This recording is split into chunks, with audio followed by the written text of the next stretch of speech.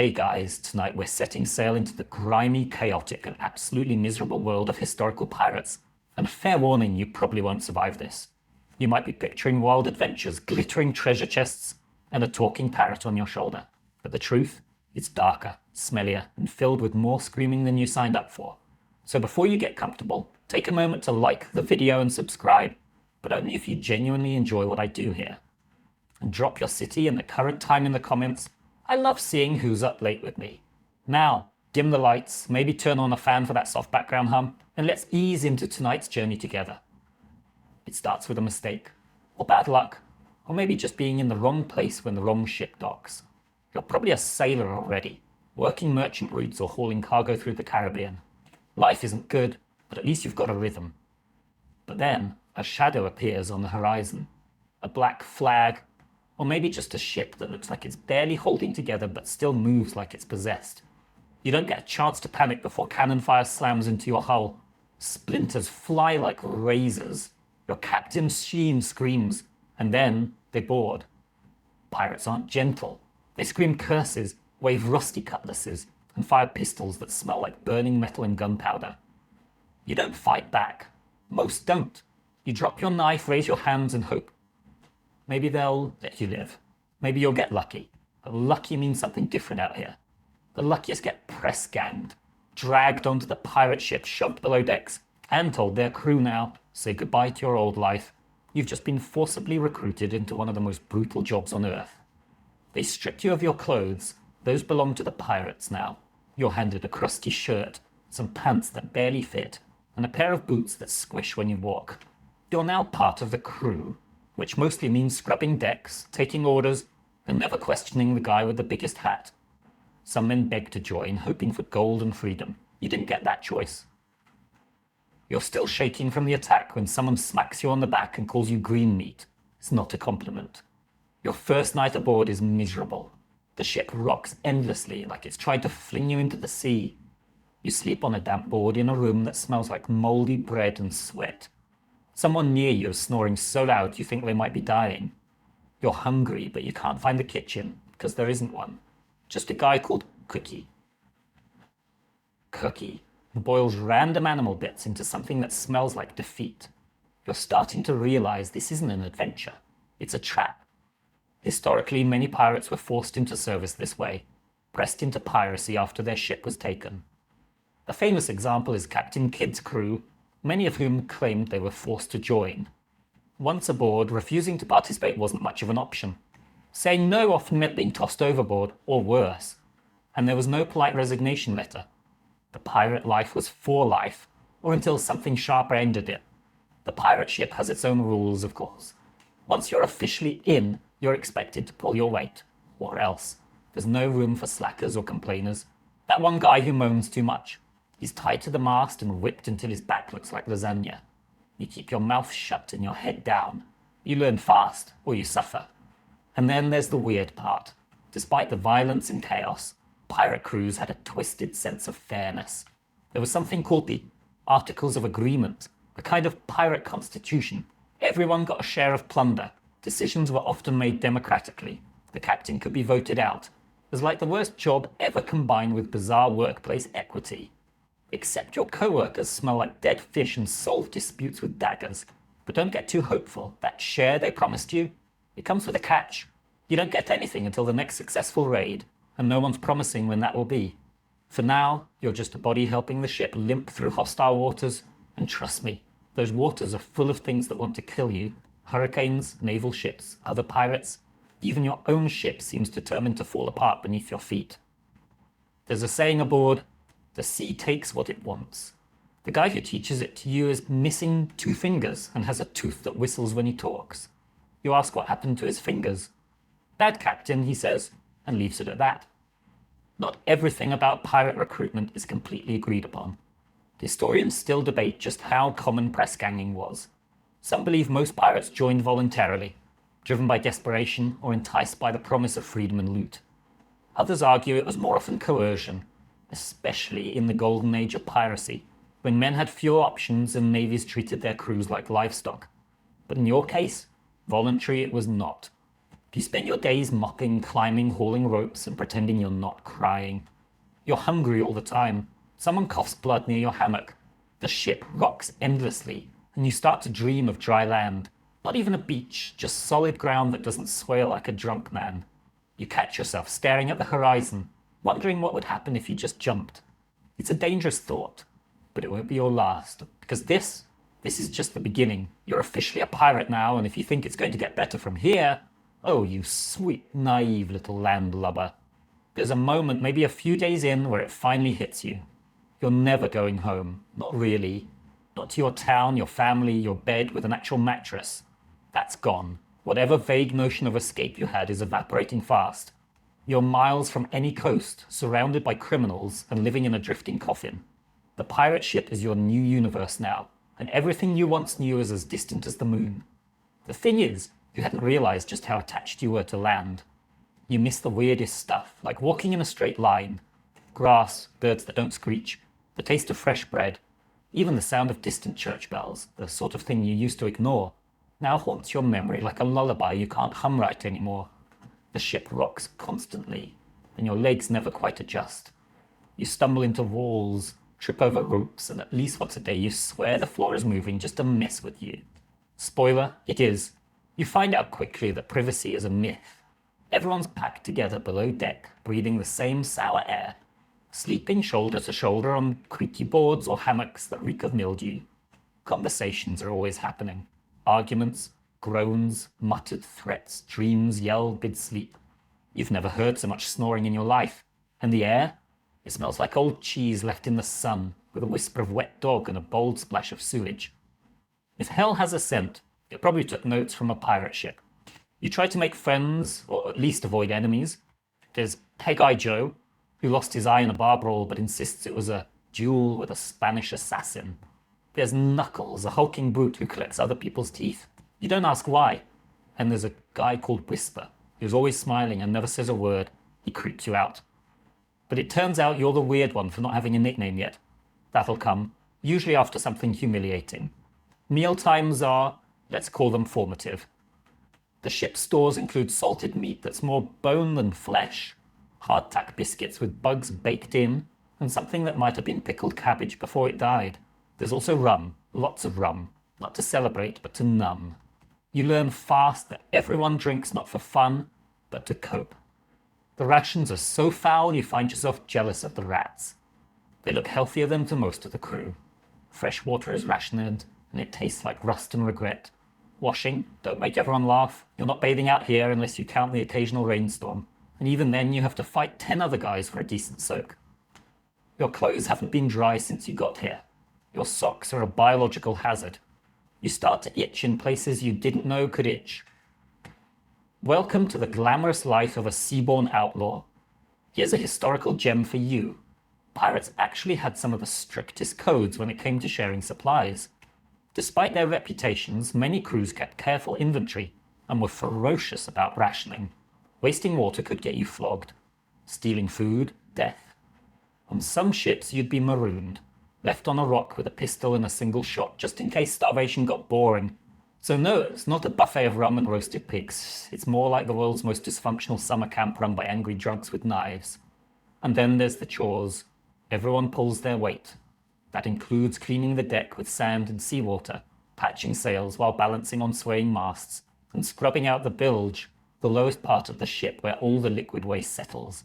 It's as pleasant as it sounds. You spend hours down there in knee-deep muck, scooping out sludge that smells like rotten despair. One guy down there with you says he saw a crab with 3 eyes. You don't know whether to believe him or to cry. Despite all this, you start to understand something strange. The ship is a world. A terrible one. But still, a system. Everyone has a job, a rank, a place. The captain barks orders and gets the best food. The quartermaster handles disputes and hands out punishment. The rest of the crew follows orders and tries not to die. There's rhythm to it. A dark, sweaty rhythm that starts to worm its way into your bones. But you can't shake the loneliness.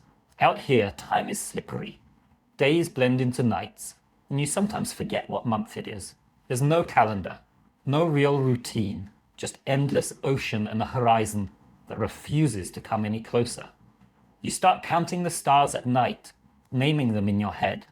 You talk to the sea sometimes, out loud, just to hear your own voice. If the sea talks back, well, let's hope that's just sleep deprivation. Scholars still argue over whether pirates truly felt freedom the way modern minds romanticize it. Some claim the open sea gave them liberty, unlike anything the mainland offered. No kings, no taxes, no rules but their own. Others point out that being hunted by every navy in the world, stuck on a disease-ridden vessel with sociopaths, isn't exactly liberating. But to the average press-ganged sailor like you, freedom feels a lot like imprisonment, just with more screaming and fewer walls. One of the strangest facts about pirate life, many pirates actually missed life on land not for family or peace, but for the simple comfort of being bored. Out here, you're either terrified, exhausted, or sore, sometimes all three. You dream about boredom now, about a day with nothing to do but sit. That would feel like heaven. As night falls again and you curl up on your plank of misery, trying not to touch the guy drooling beside you, you find yourself whispering the same three words over and over. Please don't sink, because if this ship goes down, you won't last 5 minutes in the sea, and that would actually be a mercy. By your third week aboard the pirate ship, assuming you haven't been stabbed, thrown overboard, or crushed under a collapsing mast, you start to realize that the worst part of life at sea isn't the fear. It isn't even the violence, it's the food, or what passes for food. Your body is already protesting, your stomach constantly growling like something's trying to crawl out. Every mealtime is a gamble and the house always wins. You line up with the rest of the crew, bowl in hand, hoping for something edible. What you get instead is a ladle full of brown-grey mush with the consistency of wet ash and a smell that could knock out a goat. You don't ask what's in it. No one does. Asking questions is a fast track to being told to go lick barnacles instead. You spoon the stuff into your mouth and try not to gag. It's salty, sour, and chewy in all the wrong ways. You chew on something crunchy and don't investigate. That way lies madness. Then there's the hardtack. It's the official bread of pirates and a cruel joke invented by some sadistic baker back on land. These flour and water bricks have been in the barrel so long they've fossilized. You try to take a bite and nearly chip a tooth. Eventually you learn the trick. Soak it in water or rum, then suck on it until it surrenders. Except even then, it comes with a special surprise. Maggots. Little white ones squirming happily inside the biscuit like it's a spa. Some guys pick them out. Most don't bother. Protein's protein, right? Fresh food is a fantasy. The fruits and vegetables vanished weeks ago. Meat is salted into near jerky and stored in barrels that smell worse than the bilge. Water is rationed so carefully that bathing with it would get you stabbed. You drink beer or watered-down rum instead, which means you're constantly buzzed, mildly dehydrated, and getting scurvier by the day. Not that you know that yet. The first signs are just bleeding gums and weird bruises. The fun part comes later. To make things extra festive, you've got a cook named Blacktooth who seems to take personal pride in making everything taste like regret. He's missing most of his teeth, including the ones in the back that make chewing possible.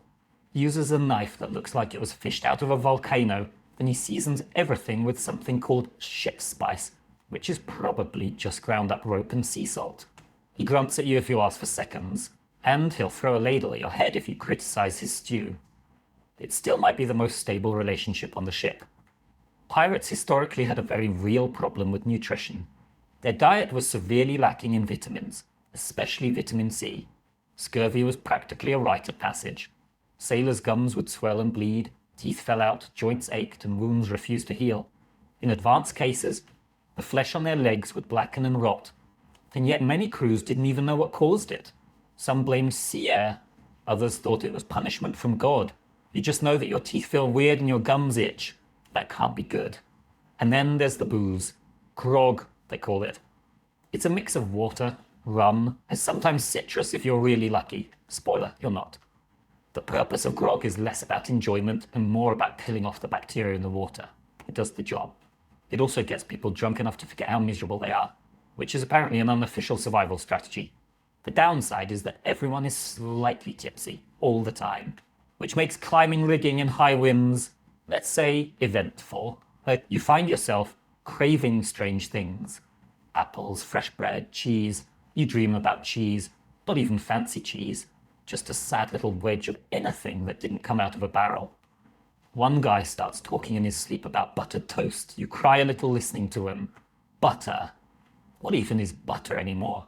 Did it ever really exist, or was it just a dream someone wrote down? Food fights aren't playful here. They're desperate. Someone gets caught hoarding dried fruit and he ends up getting locked in the brig for a week.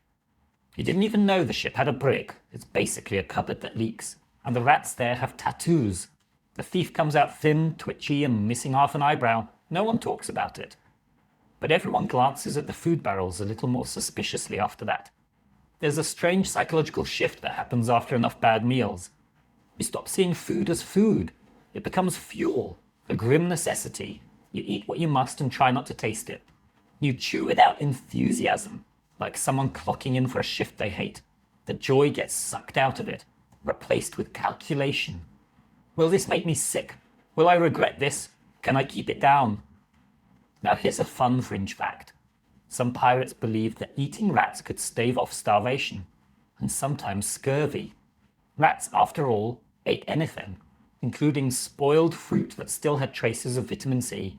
So yes, eating a rat could technically be healthy. There are stories, possibly exaggerated, of crews chasing rats around the hold like it was sport.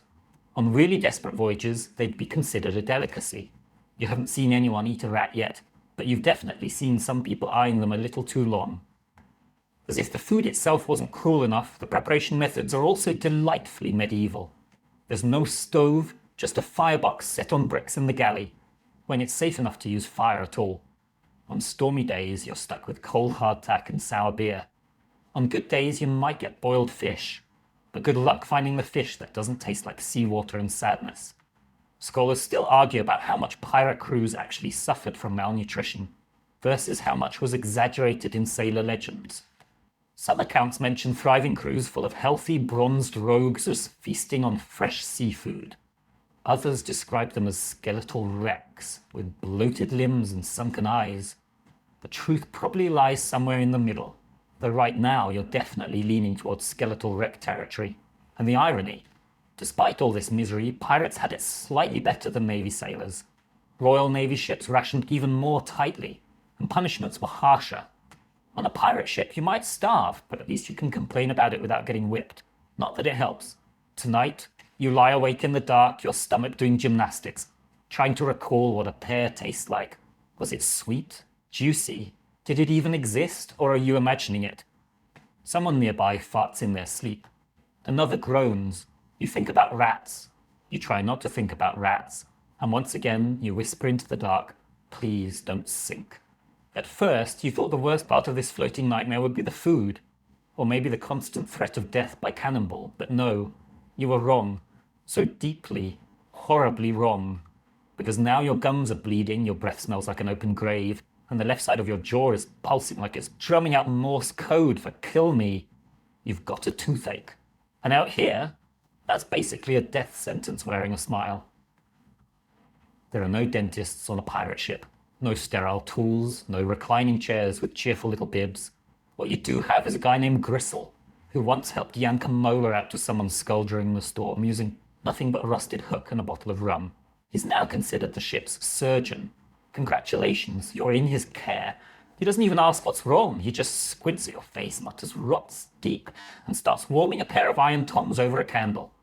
You try to run. He grabs you by the collar and shoves you into a barrel to sit. You're given a stick to bite down on and a small slug of rum, which does absolutely nothing except make you feel like puking and panicking at the same time. The crew gathers around like it's a puppet show.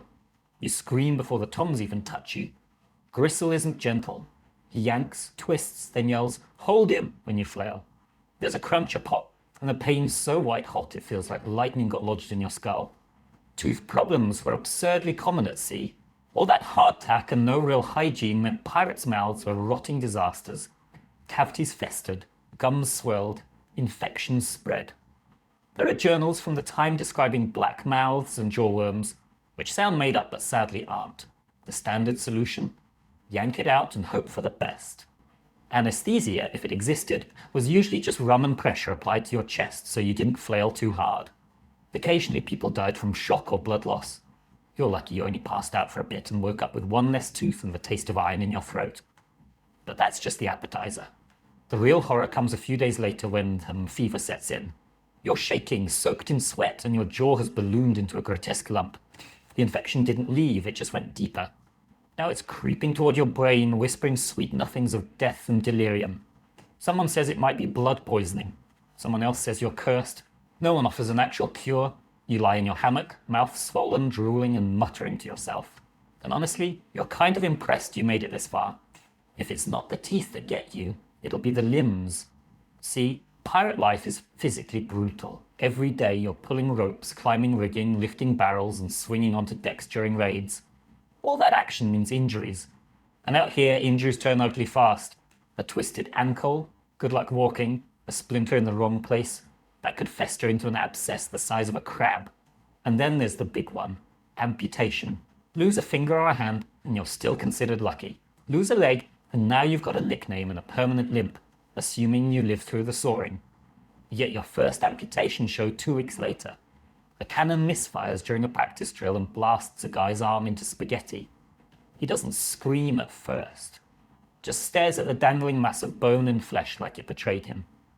Then the pain hits. Gristle is called. Again, this time he brings out the kit, which is just a roll of bloody cloth, a saw that smells like rot, and a jug of really strong rum. The patient is strapped down, there's no debate. If the arm stays, he dies. If it goes, he might live.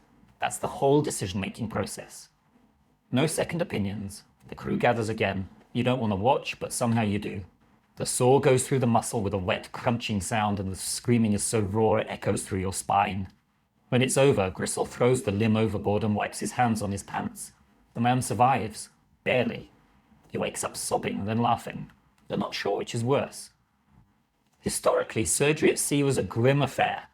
Pirate surgeons, when they existed, were often just failed doctors or shipwrights who knew how to saw wood, and figured, how different can a leg be? They used hot tar to cauterize wounds and sewed you up with thread that had probably mended sails the day before. Sterilization? Never heard of her. If you didn't die from the procedure, you still had to survive infection, fever, and the fact that you were in a floating germ tank with rats chewing your bandages at night. There's an open debate among historians about how many pirates actually underwent amputations and survived. Some argue survival rates were surprisingly high, given the rugged nature of pirate medicine. Others insist that any success stories were exaggerated over time to build pirate mythology. Either way, if you go under Gristle's blade, you're not betting on science, you're betting on sheer dumb luck. And luck? She's not always kind, and you've seen the guy with the wooden peg leg. He walks with a thunk and a grimace, and claims he used to be the fastest sailor on the sea. Now he spends most days polishing his leg with whale oil and telling anyone who'll listen how he once kicked a man off a plank, with a good leg, mind you. He's one of the few who laughs about it. The others, they stay quiet, like the sea took more than just flesh. You start brushing your teeth with a bit of rag and rum just in case. You pray you never get a splinter. You avoid Gristle like he's a ghost. You check your limbs every morning like their inventory. Everything's still attached. Good, you made it another day. Tonight, as the ship groans and the sea slaps against the hull like an angry dog, you lie awake again, staring into the dark, listening. Does someone 3 hammocks over cough like they're dying? And you think, this can't possibly get worse. You're wrong, of course. You thought pirates were lawless, wild, unhinged. And okay, some of them absolutely are. But here's the twist. Pirate ships have rules. Lots of them. More than you'd expect from a bunch of guys who can't spell authority without stabbing someone halfway through the word. They call it the code, and you better learn it fast, because ignorance isn't an excuse when the punishment involves whips, knives, or a nice, lonely island where you can die of exposure and regret. The code isn't written on fine parchment. It's not even nailed to the mast. It lives in memory and teeth-clenched whispers passed down like ghost stories with the blood at the margins. The first time you hear it, it's from the quartermaster, scarred man with a voice like gravel and a nose that's seen too many arguments. He calls you and a few other recruits to the deck and runs through the basics like a schoolteacher who's already accepted your failure. Rule 1, equal shares. Not exactly what you expected from a group of self-serving criminals, but pirates hate unfair captains more than they hate the Navy. When they take a prize, gold, food, weapons, whatever, it gets divided according to rank, but even the lowest deckhand gets something. No more of that you get paid in glory nonsense like back on merchant ships. Out here, everyone wants a cut, and God help you if you try to cheat. Rule 2, keep your gear in check. That includes weapons, clothes, and anything the crew depends on. Lose your pistol in a raid? That's 10 lashes. Let your powder get wet. 20. Forget to clean your musket. You might get tossed overboard just to think about it. The crew doesn't tolerate mistakes, because mistakes out here cost lives and loot. Rule 3, fight fair among yourselves at least. Disputes are settled by duel or vote, depending on how much blood anyone's willing to spill. Some arguments get resolved with fists at dawn. Others involve knives, a circle of chanting drunk men, and someone walking away with fewer fingers than they started with. The important thing is that once it's done, it's done. Carrying a grudge longer than a few days is suspicious, and suspicious people get watched. Watched people get eliminated. The code goes on. Lights out at sunset unless it's a special occasion. No gambling during a storm, no smuggling personal treasure aboard, and definitely, absolutely no sneaking into someone else's hammock, romantic or otherwise. That last one is especially enforced, and the crew seems unusually passionate about it. You suspect someone had a very bad experience involving a love triangle and a cannon fuse. Now here's the weird part. These rules, they kind of make sense. Pirate crews couldn't rely on the law, so they made their own. And unlike most naval officers, captains on pirate ships could be voted out.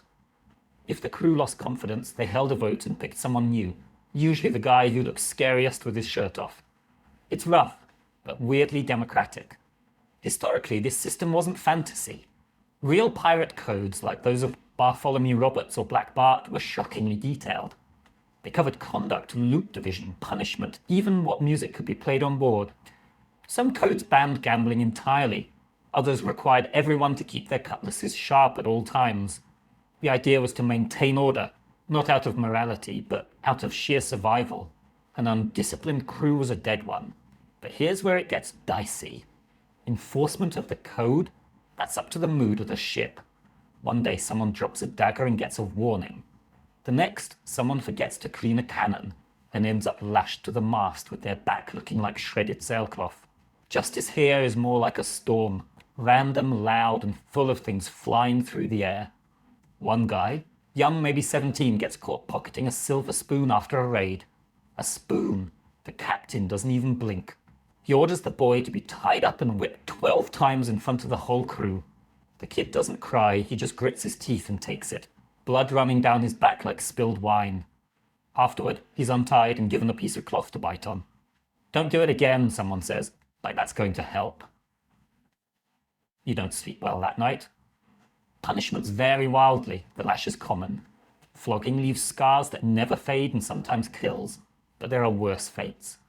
Marooning, a kind of pirate exile, is a favourite for traitors or major screw-ups. You get dropped on a deserted island with a pistol and a single shot, not enough to survive, just enough to make your own ending, if starvation, sun, and madness don't do it first. And then there's keel hauling. You'd heard of it in drunken rumours, but figured it couldn't be real. It is. A rope tied around your chest and feet. You're thrown into the water and dragged under the ship's hull. Barnacles rip skin, water fills your lungs. If you come up at all, it's as a screaming, shredded version of yourself. If you don't, well, you become one with the sea. Luckily, it's rare. Even pirates think it's a bit much. Some historians debate whether these punishments were as frequent as the legends say. Keel hauling, for instance, might have been more of a naval thing than a pirate tradition, and marooning, while well documented, may have happened less often than the stories suggest. What's certain is that pirate crews enforced their codes fiercely, partly for control, partly out of paranoia. Trust was everything, and once it cracked, the consequences were brutal. One of the more fringe details you learn is about articles' tattoos. Some pirates actually had parts of the code inked onto their bodies, especially the rules about shares and fairness. It wasn't just for show.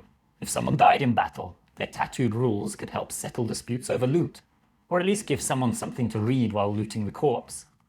You don't have any tattoos yet, but you're starting to think maybe one wouldn't hurt.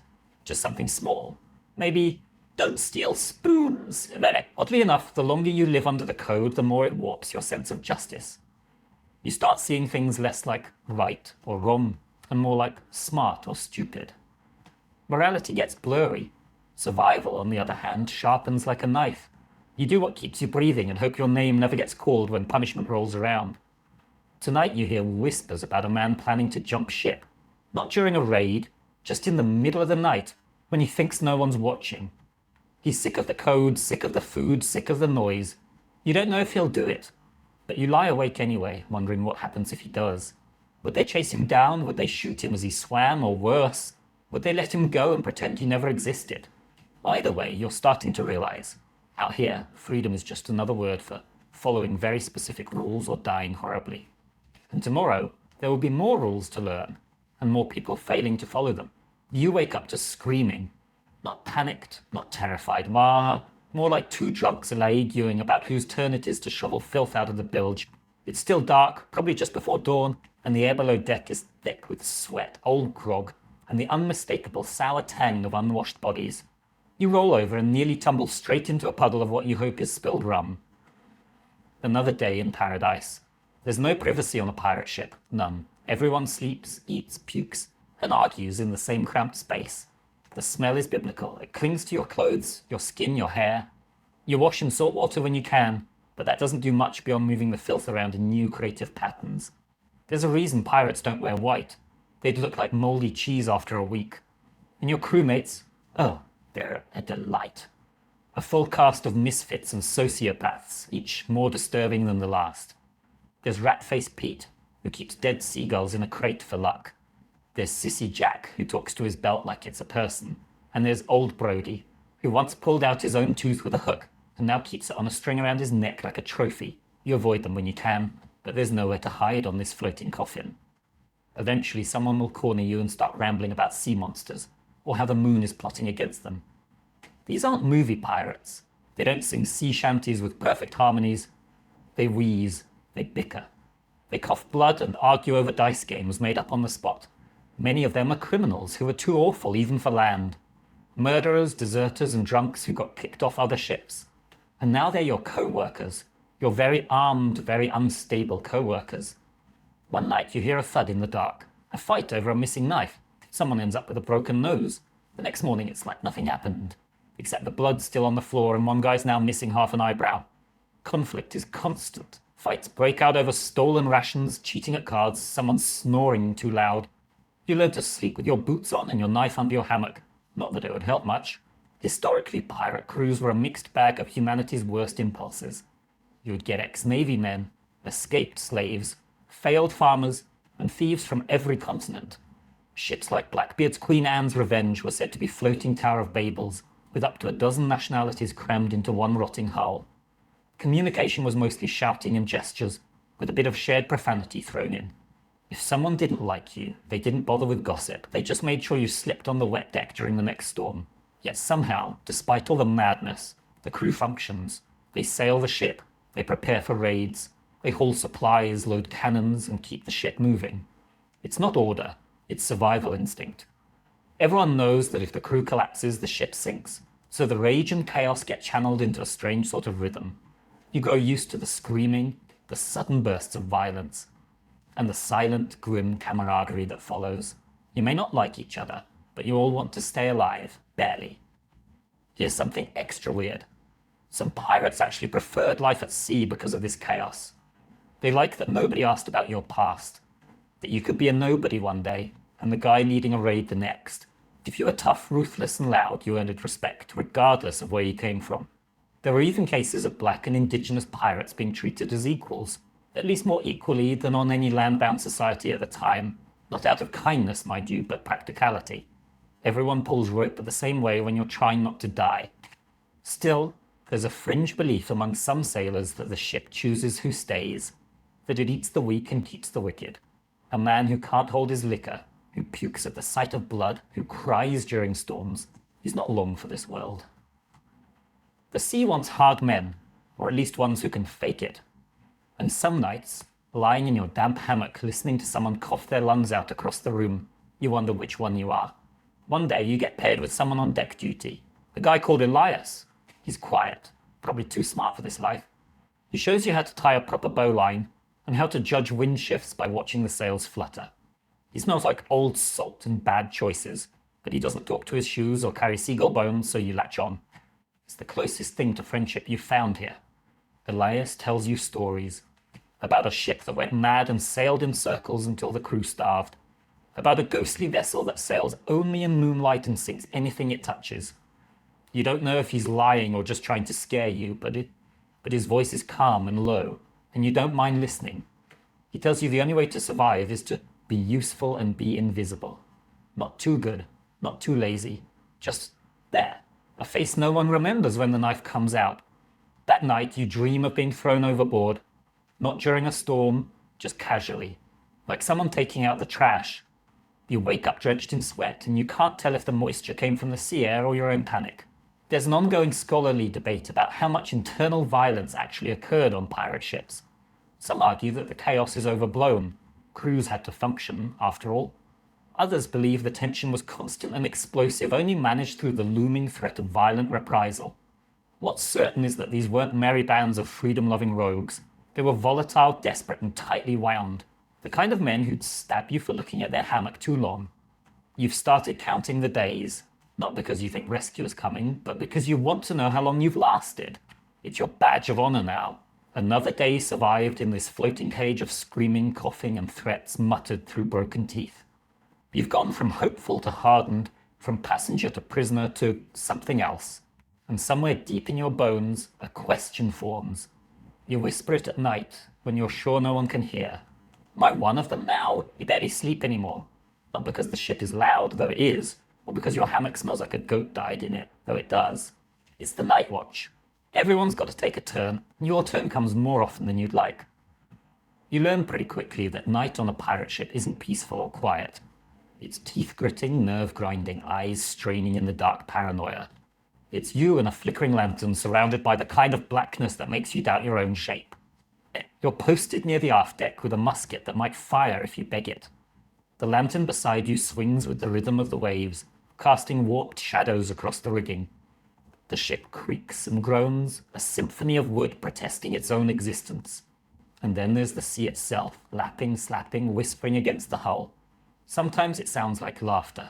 Sometimes it sounds like something breathing. You try not to think about that. Your job is simple. Look for ships and scream if you see one. That's it. Of course you don't want to see anything, because if you do, it usually means trouble. A navy cutter, a rival pirate ship, maybe a merchant vessel if you're lucky. And even that means cannon fire, blood, and chaos. Still, watching nothing feels like madness after a few hours. You stare so hard into the dark that you start seeing things. Lights that aren't there, shapes that vanish when you blink. One night you're sure you see a sail, a ghostly flicker on the edge of the horizon. You call it out, heart hammering. The captain looks. Nothing. You get mocked for the next 2 days. Sleep deprivation is part of the job. You doze in awkward bursts between shifts, waking up unsure what century it is. One day bleeds into the next, each one as grey and salt-streaked as the last. You start forgetting things, words, names, where you put your belt. Your muscles ache, your eyelids twitch. You catch yourself talking to the mast like it's an old friend. You're not the only one. There's a guy called Henley who whispers to the sea at night, begging it to take him kindly. Another guy just stares at his hands, flexing them like he's not sure they're real anymore. Historically, pirate ships ran 24 hours a day, and the crew was split into watches. The night watch was grueling, not just for the physical strain, but the psychological toll. The dark was filled with threats, storms, reefs, surprise attacks, even supernatural fears. Pirates, like many seamen of the era, were deeply superstitious. Bad omens could be anything from a red sunrise to a bird landing on the mast. You learn these superstitions fast. You have to. The crew believes in them like gospel, and breaking one is a fast way to get yourself hated, or worse. Case in point, one night a bird lands on the bowsprit. A black seabird slick with rain. It just sits there, staring. No one wants to touch it. Bad luck, says Whisper, who never speaks, except apparently to say that. The captain orders it shot. The bird explodes into feathers and blood, and for a moment, everyone relaxes. That is, until the storm hits. A freak squall, lashing rain, howling wind, sails snapping like whips. You spend 6 hours soaked, frozen, clinging to ropes that could yank you into the abyss. No one says it, but you all think the same thing. The bird cursed us. You don't even question it anymore. Sleep deprivation takes a toll in strange ways. One night you hallucinate. You see your childhood home, clear as day, floating just off the starboard side. You smell fresh bread, hear your mother calling your name, and you reach out and almost step off the ship. Someone yanks you back. No one says anything. Hallucinations aren't rare out here. They're just not talked about. A few of the older pirates admit they've seen mermaids, not the pretty kind. These ones have bloated, dead faces and nails like fish hooks. One swears he kissed one once. He has no lips now. You don't ask for details. There's debate among historians about just how frequent hallucinations were among pirates and sailors. Some accounts describe vivid shared visions. Others dismiss them as exaggerations from sailors desperate to make their stories more exciting.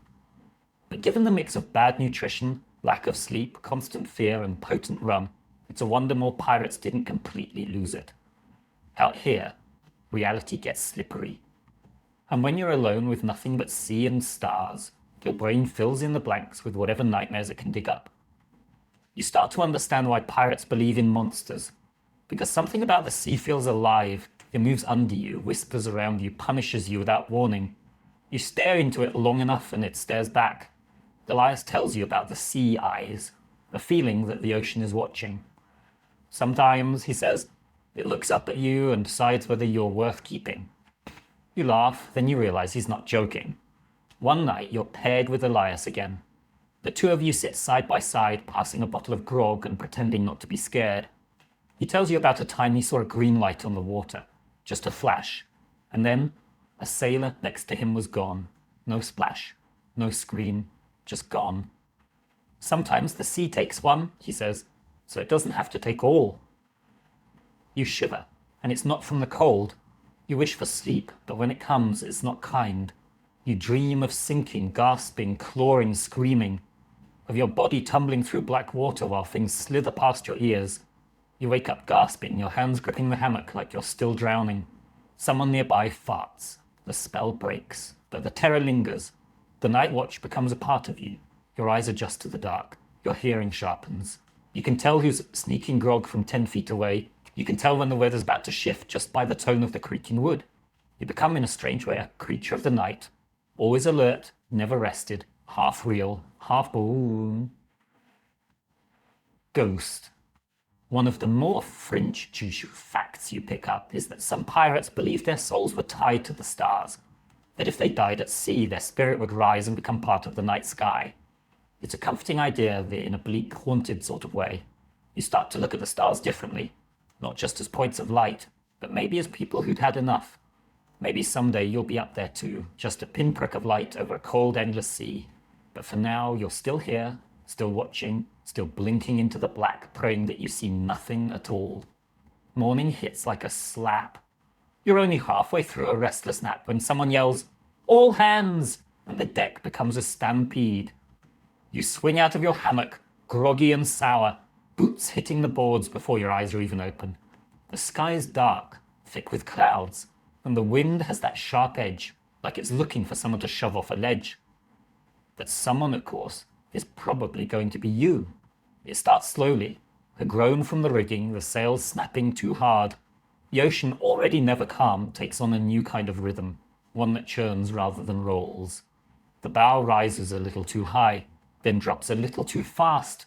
Somewhere deep in the ship, the timbers creak like they're complaining to the gods. That's when the rain begins. Not gentle droplets. No, this is a vertical river, falling in sheets so dense you can't see 5 feet in front of your face. And with the rain comes the real enemy, the storm. You're yelled at to help secure the sails. That means climbing. That means clinging to ropes slick with rain and salt while the ship bucks like a furious animal. Wind howls in your ears. Your hands bleed from the lines, and your boots slide against every rung of the rigging. The sea throws spray across the deck like it's trying to scrub the crew away. Every wave slams the hull, shuddering the whole ship, making it groan in its bones. You lose track of time, could be 10 minutes or 2 hours. All you know is water, shouting and terror. Lightning cracks across the sky, closer than you've ever seen. And for a second, the entire ship glows in harsh white light. You see every crewmate in full silhouette, soaked, desperate, clinging, then darkness returns, worse than before. Thunder follows, deep and ragged like a monster breathing. And through it all, you hang on. Fingers numb, eyes stinging, praying not even to survive, just to not fall yet. Storms at sea are the true crucible. Forget cannonballs and curses. This is the thing that tests whether you were built for this life. Historically, many pirate ships were lost not to battle but to storms. A bad squall could splinter masts, rip sails, and roll a ship like it was made of paper. The golden age of piracy wasn't just cutlasses and treasure maps. It was hurricane seasons and rogue waves. The Caribbean, especially, was notorious for sudden, violent tempests that sank vessels without warning. One guy near you slips. His scream is brief. He hits the deck hard, rolling, limbs bent in ways they shouldn't be. You think he's dead, but someone drags him below deck, shouting for the surgeon. You don't see him again that day, you don't ask. The storm gets worse. The captain barks orders that you barely hear. The quartermaster ties himself to the wheel. You see Elias shouting something, pointing, then vanish behind a curtain of water. For a moment, the deck is just you and the rain and the thunder. Then another wave hits, and you almost fly backward. A rope lashes your arm and saves your life. You cling to it like it's a lifeline, because it is. The water's rising now. The deck floods with every wave. Below deck it's worse, dark, crowded, and half submerged.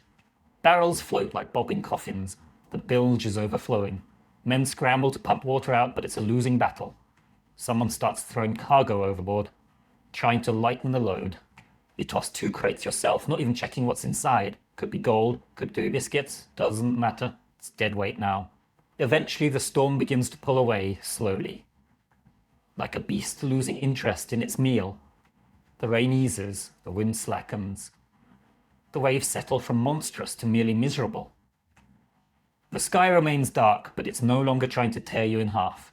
You collapse on the deck, coughing up salt water, soaked to the bone and shaking with exhaustion. You survived. You don't know how, but you did. For now. But the damage is everywhere. The sails are torn, 2 masts cracked, 1 crewman dead, another missing. That last one, missing, is whispered like a curse. Not because they think you survived. No. Out here, missing means taken. By the sea. And if you believe in that sort of thing, and you're starting to, you don't speak his name for fear the ocean might hear and come for you next. One of the more fringe beliefs among pirates was that storms weren't just weather. They were punishment. For betrayal. For cowardice. For mocking the sea. Some even claimed they could feel when a storm was coming, based on the mood of the ship or the mood of the water. You're not sure what to believe, but it's hard to dismiss the feeling that the ocean has a mind of its own, a cruel, calculating one. Some historians say pirates were especially vulnerable to storms because their ships were lighter and faster, built for speed, not sturdiness.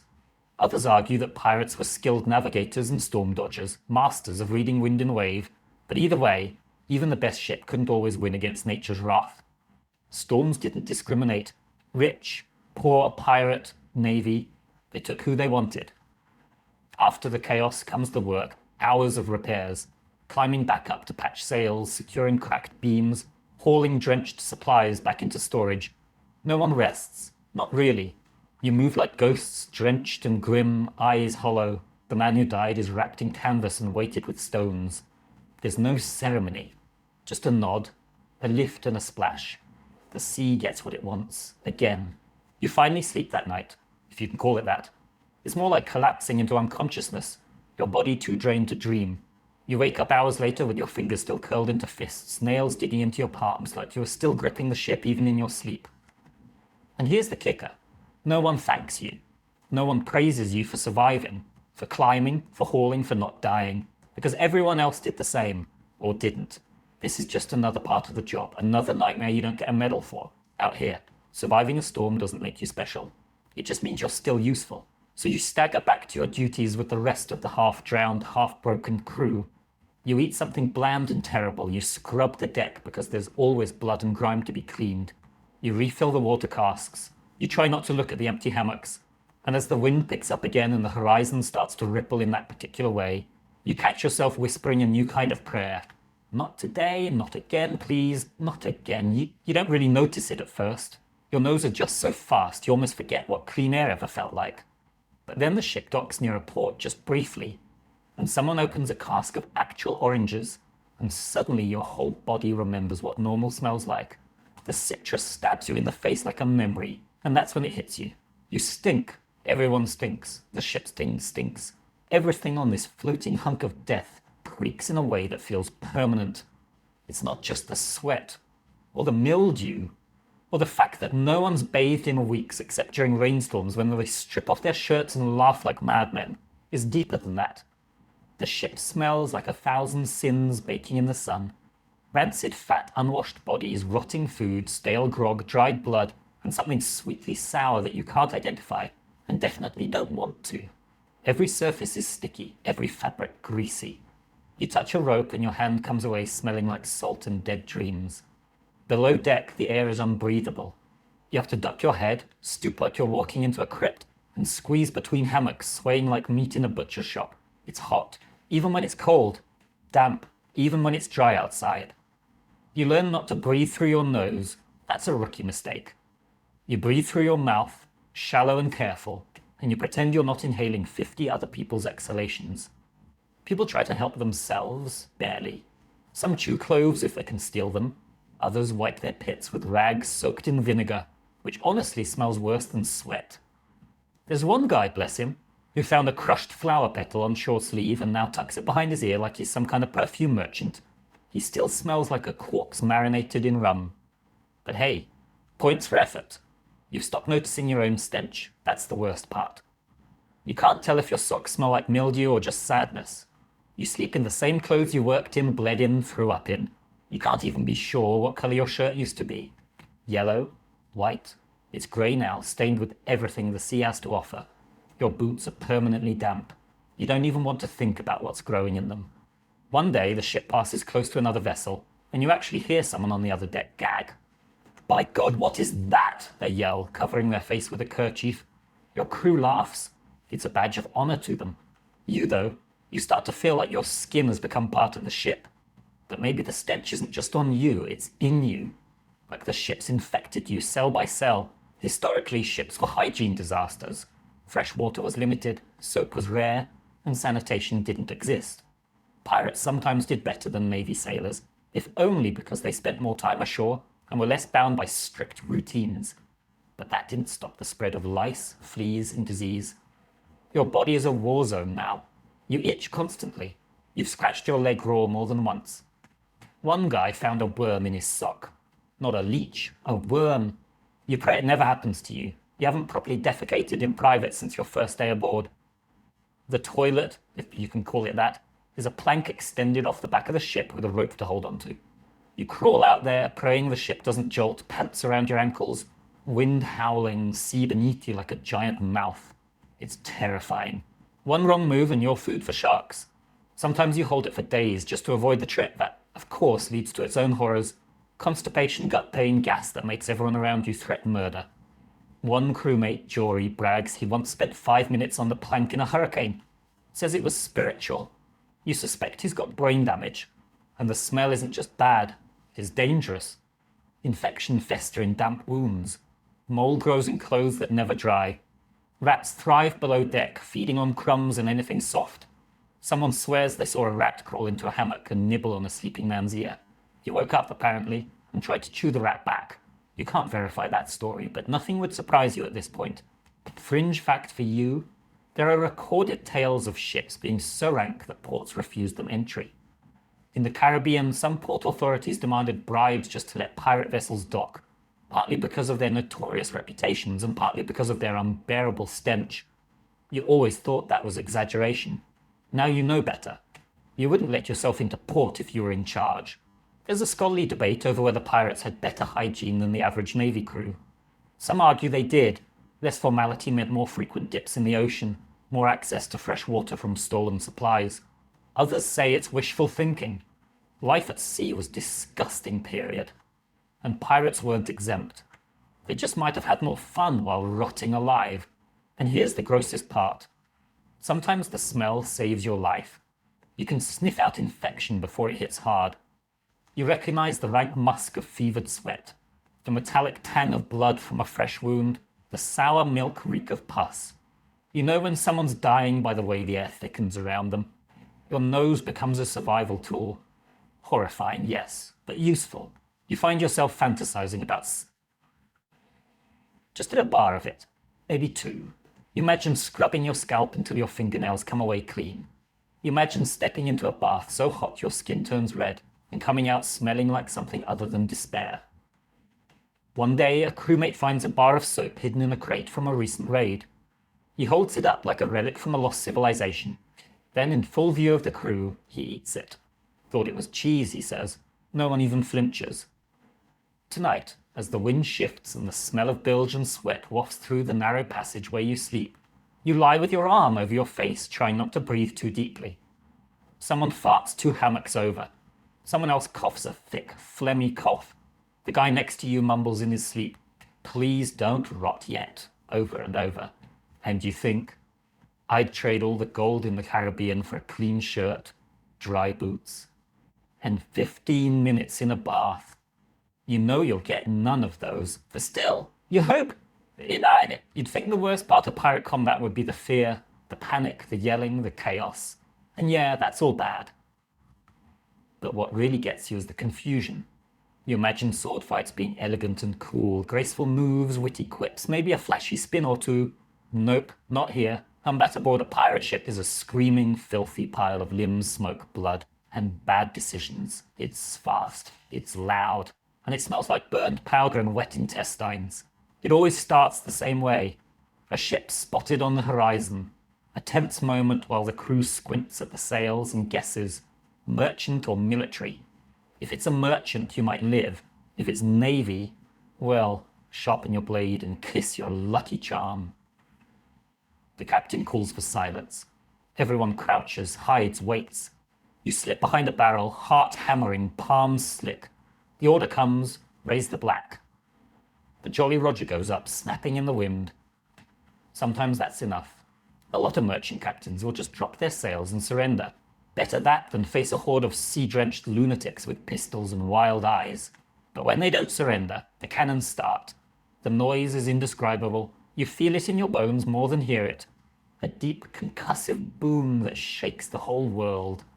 The recoil nearly knocks the gun crews off their feet. The deck trembles under you, the smell of sulfur thick in the air. Splinters rain down like angry wooden wasps. You duck instinctively, even though you're not entirely sure from what. Cannons aren't accurate. They're not meant to be. They're meant to smash, to terrify, to punch holes in the hull or scatter enemy crew. You hear a screech from the other ship as a shot lands, followed by shouting. Your ship returns fire. You watch a cannonball miss completely and land in the ocean with a slap. The gunners swear like poets. You just try not to throw up. Then comes the boarding. Grappling hooks fly, ropes swing. Pistols are fired more out of habit than accuracy. You follow the crew across the makeshift gangplanks, or worse, you jump. You land badly, roll, scramble up in time to parry a wild swing from a man who looks just as terrified as you feel. It's not a duel, it's a brawl. There's no rhythm to it, no honor, just desperation. You stab at anything moving that isn't dressed like you. You get punched, bitten. Someone slams the butt of a musket into your ribs. You hear a scream nearby, too high-pitched. A boy. You don't look. You don't want to know. Pistols are mostly useless after the first shot. They're one and done unless you've got time to reload, which you don't. You've seen guys wield them like clubs, beating enemies with the barrel. Swords? Forget the sleek cutlasses from the stories. These blades are rusted, chipped, bent. One guy swings a meat cleaver, another uses an axe that still has bits of rope stuck in the handle. You fight with whatever keeps you upright. At one point you slip in something definitely not water and fall onto the deck. A man lunges at you. You roll. Your blade finds his gut. Gasps. You don't look back. You can't. If you stop to think, you stop to die. Historically, naval combat during the golden age of piracy was brutal and short. Most battles lasted less than an hour. Ships didn't want to destroy their prize. After all, what's the point of sinking something you're trying to loot? But the fighting was savage, hand to hand. The noise, the smoke, the claustrophobia. It broke minds as often as it broke bones. Pirates relied on fear as much as firepower. The black flag wasn't a warning, it was a promise. There's one moment burned into your brain. You're ducking behind a mast when you see the enemy captain. He's older. Grey hair slick with sweat, eyes wild. He points a pistol at your crew's quartermaster and fires, misses. Your quartermaster returns the favor, does not miss. The man goes down, a neat hole where his forehead used to be. No drama, just collapse. You don't even hear the thud over the din. Eventually the fighting slows, one side breaks. This time you win. The enemy surrenders. Some drop their weapons, some weep, some just sit stunned, surrounded by bodies and blood and ruined crates. Your crew cheers, but is half-hearted. Too many bruises, too much mess. Victory doesn't taste like glory, it tastes like copper and vomit and smoke.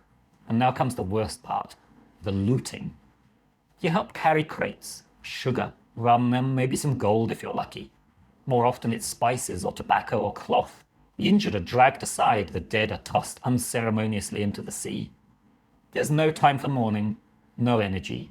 You find yourself stepping over the corpses without blinking. There's a crew vote, what to do with the prisoners. Sometimes they're offered a choice, join or be set adrift. Sometimes they're just left. You don't ask questions anymore, you just do your job. Here's a quirky historical detail.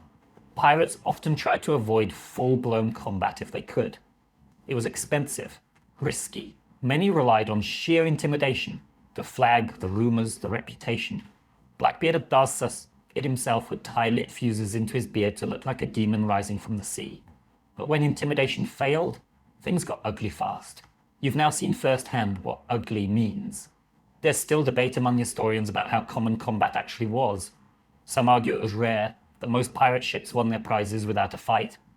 Others believe it happened often, especially when facing stubborn captains or miscommunication. Either way, you now know that a single battle can change everything. People disappear, ships limp away, broken, and even if you live, you're never quite the same. That night, you sit on the deck, blood on your shirt, your hands shaking. Elias sits beside you, a long gash running down his arm. Neither of you speak. You just stare out at the sea. It looks so calm now, like it wasn't just a battlefield a few hours ago, like it hasn't swallowed men and ships for centuries without blinking. You can still smell the powder, still hear the ringing in your ears.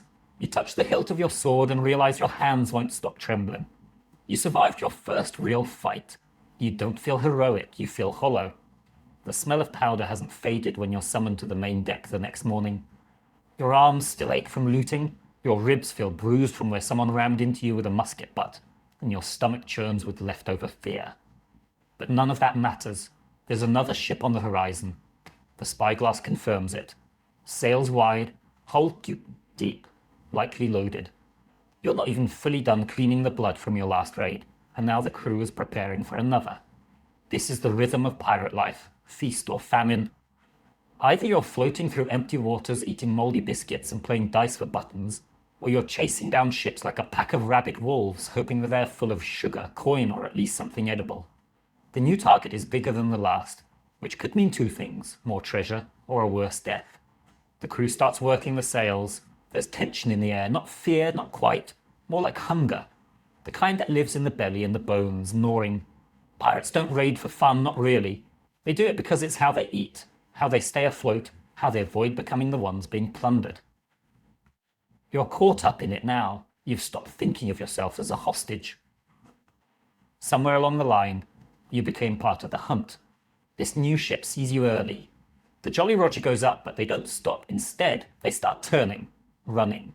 That's the worst case scenario. Chasing a ship means time, risk. They might get away, or they might lead you into a trap. Either way, the crew doesn't hesitate. Sails are tightened, wind is aged, orders barked. Your ship surges forward with groans and snaps, like it knows this dance too well. The chase lasts hours, sun blazing, sweat pouring. Every crew member pulling ropes, adjusting angles, navigating every gust like it's life or death. Which, fun fact, it is.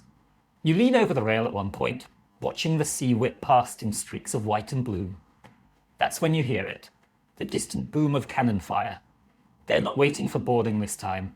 They want to scare you off. You don't scare that easily anymore. Your ship returns fire, but the range is poor. The cannonballs splash into the water, geysers of salt and noise. Eventually, the enemy gets close enough to see the whites of their eyes, panic-wide, darting. It's another merchant vessel, poorly armed, desperate. And this time they fight. The boarding is less chaos and more bloodbath. They know they're cornered. You know they've got cargo worth protecting. You lose count of the bodies, the screams, the brutal clang of iron. You're shoved, slashed, nearly thrown off the deck. You retaliate with the same ugly instinct that saved you last time. And when it's over, you're alive again. panting, numb, hands sticky with someone else's blood.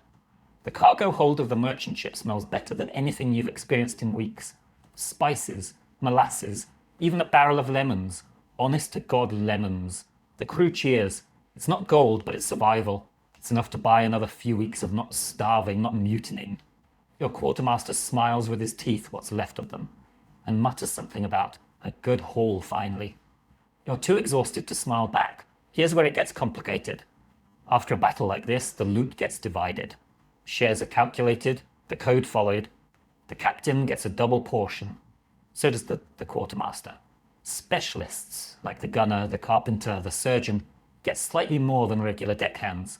And you get your first official cut. It's not much. A few coins, a flask of rum, half a tin of cinnamon. But it's yours. And you realize that for the first time you've earned something not through labor, not through accident, but through violence.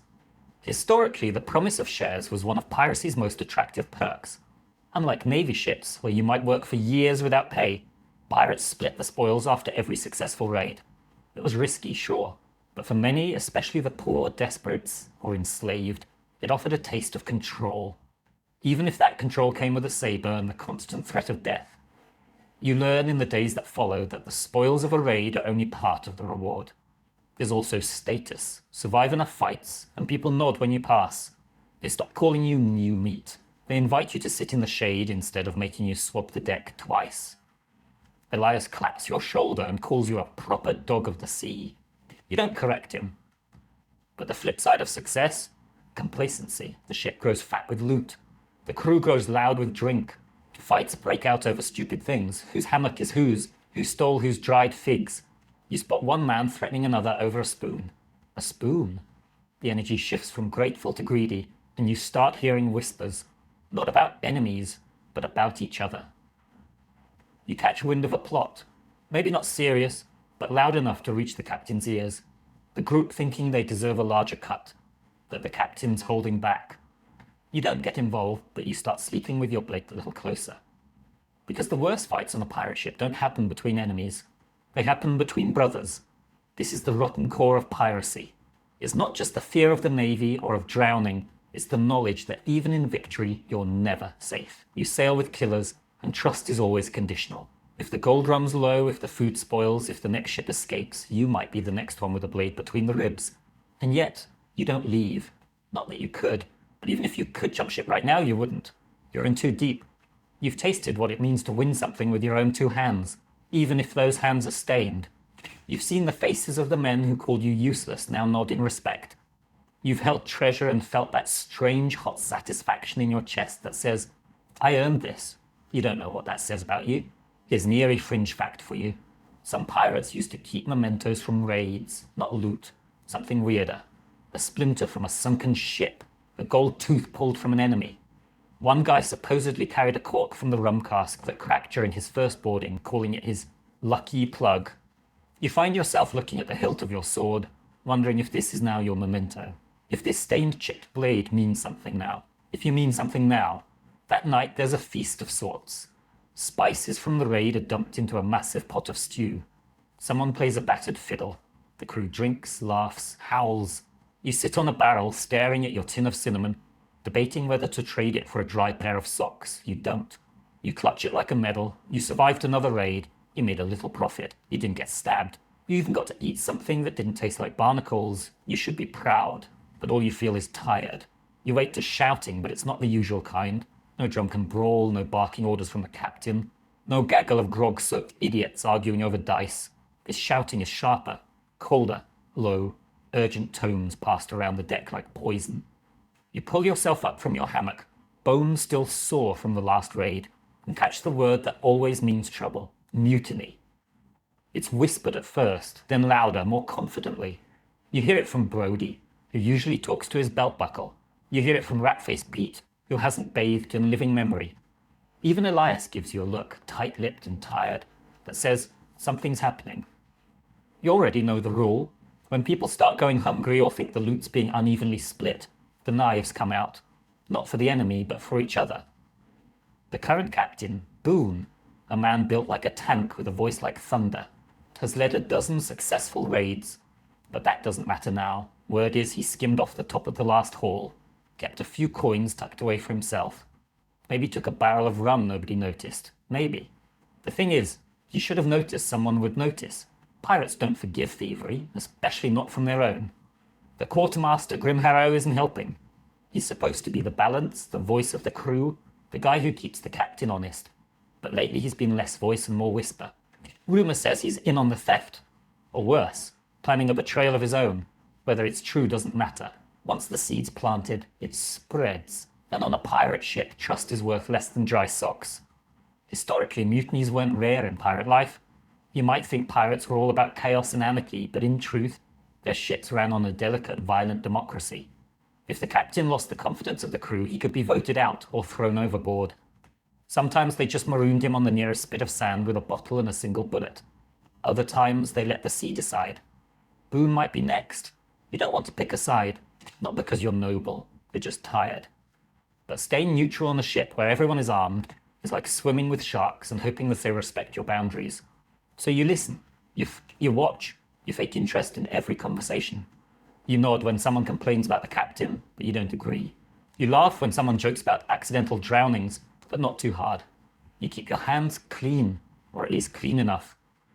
One night, you're summoned to a quiet meeting below deck. A group of 10, maybe 15 gathered near the powder room. Elias is there. So is Sissy Jack, sharpening a blade while smiling at the floor. A man named Crimp does most of the talking, says the captain's lost his edge, says it's time for new blood, says the next ship you take could be yours if you just back the right crew. You stay quiet. Crimp looks at you, waiting. You nod, you lie. It's safer that way. The air changes the next day. Everyone moves a little faster, grips their blades a little tighter. The captain barks an order and no one jumps to follow. His eyes narrow. He knows. They always know. You wonder if he'll strike first. History's full of captains who got wind of mutiny and cracked down early. Hard. Blood on the deck, public beatings, executions without trial. Sometimes it works, sometimes that it just pushes the crew to snap faster. But Boone, he does something unexpected. He calls a meeting. The whole crew gathers on deck. The sun is high, the air thick with tension and sweat. Boone steps up to the helm. He doesn't raise his voice, he doesn't threaten, he just speaks. He reminds the crew of their victories, of the treasure in the hold, of the Navy's ships you've outrun. He admits mistakes. Too much rum taken, maybe a few coins gone missing. He swears it wasn't for greed, just poor judgment. He says you'll vote, no punishments, no blood. It's so calm, so unpirate that no one knows what to do. You vote. A scrap of cloth tossed into a barrel, black for keeping Boone, red for replacing him. You choose black, not because you like him, because you hate Crimp more. When the votes are counted, Boone wins, barely. Grimharrow smirks like you already knew. Crimp? He says nothing, just nods and walks away. But the next morning, Crimp's gone. Disappeared. No note, no witnesses, no splash in the night. Just gone. Some say he jumped. Others say Boone had him disappear. Elias doesn't say anything, just cleans his blade a little more thoroughly than usual. And so things return to normal. Normal. But now every smile feels sharp. Every laugh has an edge. The crew is quieter, more watchful. The code still stands, but you've seen its limits. Democracy works here, but only until someone gets nervous, or ambitious, or bored. And you're learning fast that survival isn't about strength or speed. It's about knowing when to speak and when to vanish. There's an old superstition among pirates that you hear whispered now and then. Don't sleep near the ladder. It means you don't want to be the first one grabbed if someone needs a scapegoat in the night. You move your hammock the next evening, just in case. There's scholarly debate over how often pirate captains were deposed. Some claim it was rare. Most captains were too feared or respected to be challenged. Others point to accounts like those of Charles Vane, ousted by his own men for being reckless, or Edward England voted out for being too kind. The truth likely depends on the mood of the crew, the size of the loot, and the wind on a given Tuesday. As for you, you survived the mutiny that wasn't. But it leaves a mark. You've seen the cracks in the ship's foundation. You've heard the hunger behind friendly voices. You know now that the scariest enemy isn't the Navy or a storm. It's the man who stands beside you, smiling while he counts how many steps it would take to throw you overboard. There's a saying on the ship now, half joke, half threat. You ain't a real pirate till, you see it till your teeth fall out. You hear it the first time when someone spits blood into a barrel, his gums looking like chewed velvet. The man grins, well, grimaces, and someone nearby mutters, "Ah, the scurvy's got him." Everyone laughs, but it's that brittle, tight kind of laugh that people use when they're trying not to imagine the same thing happening to them. You've stopped laughing at anything related to disease. Scurvy doesn't come on like a thunderclap. It creeps. First you bruise easy, then your joints ache, then your gums swell and your breath could drop a man at 5 paces. When your teeth start to wiggle, really wiggle, it's like your whole face is trying to fall off. You can't eat right. You can't sleep without biting your tongue. You mumble when you speak because everything inside your mouth feels like it's about to melt. You've seen men try to tie their loose teeth back in with string. You've seen men pull them out with their bare fingers. You do not want to join that club. The worst part, you know exactly why this is happening. Everyone does. You haven't seen a fruit since the lemon barrel ran out 2 raids ago. That tiny burst of citrus was heaven. Pure, acidic salvation. But it was gone in a week. Then you're back to sucking salt and crunching biscuit beetles. The cook tried to pass off moldy onions as a cure, but one guy almost choked to death when it squirted in his mouth like a rotted jellyfish. That was the last time anyone trusted the onion cure. Historically, scurvy was the bane of long voyages, especially in the age before vitamin C had a name. Pirates knew the signs: swollen gums, weakness, bleeding from places that shouldn't bleed, but they didn't always know the cure. Some guessed right with citrus or pickled vegetables. Others just hoped they'd raid a port before their bodies gave out. You're hoping someone finds a single blessed lime in a barrel of fish hooks. And then there's smallpox. Or maybe it's the pox. Nobody's sure. One guy starts showing spots, then another, then another. Red bumps, fevers, shaking fits that make them gnash their teeth until the teeth snap off. They get isolated below deck, behind a row of barrels near the cargo hold. Someone sets up a ragged curtain, like that's going to fool the pox. The air down there starts to stink in a way even you haven't smelled before, and you've smelled things that would make a vulture cry. One by one, the sick stop moving. They get quiet. No screaming, no twitching, just still. Then after a few hours or maybe a day, their bodies are lifted in silence and slid off the plank with a single splash. No prayers, no coins over the eyes, just water. It hits you suddenly that there is no such thing as dying peacefully on a pirate ship. Every death is either loud and awful or quiet and suspicious. You can't get sick without someone eyeing you like you're contagious, like you might be the next reason they die. And if you are sick, you better hide it. A cough gets you side-eyed. A nosebleed gets you whispers. A bad fever? That's a rope around your ankle and a splash before nightfall. One night you wake up drenched in sweat. Your skin's burning, your legs ache, and your stomach is tight like someone's wounded up with a winch. You panic. You sick? Is it the pox, the scurvy, something's worse? You stumble to the deck, gasp in the night air, and retch over the side. A shadow passes behind you. No one says anything. That silence is worse than yelling. You don't know if you are being watched or measured. You start chewing on whatever you can find: dried seaweed, a bitter bit of root someone insists is medicinal, even the white, tasteless pulp from the bottom of an old barrel. Anything to keep your teeth in your head. You've started dreaming about oranges, not treasure, not gold, just a stupid, fat, juicy orange. You want to bite into it and let the juice run down your chin. You want the acid to sting your gums. You'd trade your hammock for one slice. Hell, you'd trade your sword. And then, one day, by some miracle, the captain announces you're stopping at a hidden cove to resupply. Not a port, too risky, but a place known for fruit trees and fresh water. The crew cheers like children. You've never seen the grown men cry over a pineapple before. You see it now. As you approach the shore, the smell hits you first. Green, that leafy, humid scent of plants not yet rotted or salted. The crew practically sprints onto land. You're one of the first off.